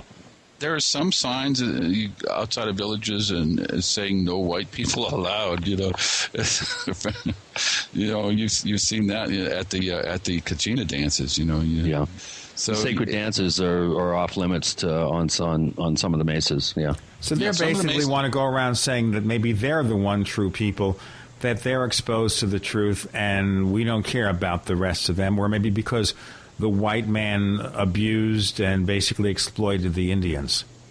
Well, I think it's the latter. They've been exploited throughout the years. They have been. They're barely hanging on up there, and it's a rough life. It's cold in the winter and very hot in the summer, and it's a struggle to survive in the traditional way. And, to have these white people just coming around and pestering them when they're trying to get their work done, or they're trying to do the planting and so forth, it's always a problem. And they're just tired of New Agers coming up there and trying to exploit the culture for their own gains. It's like when Richard Pryor was asked, how come African-American men are sometimes seen holding on to their junk? And he goes, what you mean? The white man doesn't take everything else. And it's about the same with Native American traditional knowledge. I think a lot of Native Americans have just had it with people coming up and cherry picking them for their sacred knowledge. And they're just not there for that. And they really want to hold on to what little they have that's truly their own. And so I don't personally foresee any time in the near future where the most important of the sacred traditional knowledge that I'm assuming is there being held secret. I am not seeing this being released until it's probably going to be too late. And one thing that has always kind of piqued my curiosity with Grandfather Martin is he carries around this very interesting Aztec stele on paper. And he unfolds it, and he describes that the Aztec knew of the Hopi prophecies, and he's able to show you in the pictorialization of this thing what the prophecies are. And at the very end, which depicts now, there's a flying saucer hovering above the scene, and I just couldn't help but notice that. And he volunteered. I didn't ask him. He volunteered, and he says, "And this is a watcher." I said, "Well, what do you mean?" He goes, "The craft that you see up in the air, I said, like a flying saucer." He goes, "Yeah." And I said, "Well, why are they here?" And he says, "They're just watching." And I said, "So they're not going to come here and save us, or they're not here to punish us or anything like that?" And he goes, "No, they're just watching." So that's interesting that he uses the term watcher, because that's the biblical term, that the Sumerians used to talk about the Anunnaki, the watchers from the sky. Yeah. He said they're just watching us, basically. Hey, before we watch anything else, we are looking at the watch, which says we're going to have to leave very soon. Gary, David, tell us more about the stuff you're working on and maybe some public appearances we can check out. Well, I'm going to be on the show Decoded on the History Channel. I believe it's January 20th. It's a show about prophecy, about native prophecy, as well as Nostradamus. So you might check your local listings there.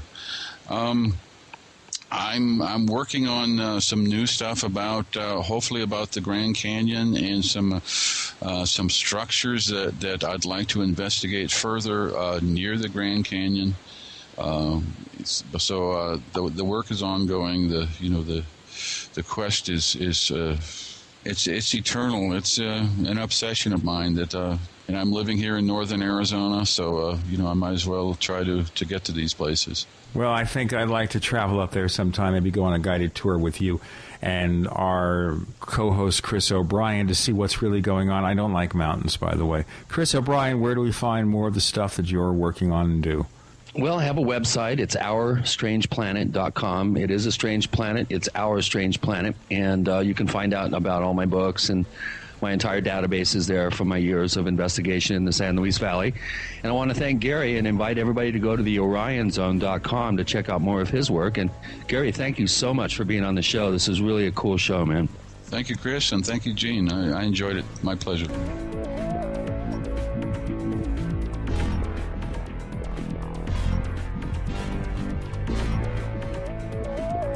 Paracast is a copyrighted presentation of Making the Impossible Incorporated. Tune in next week for a new adventure in the Paracast.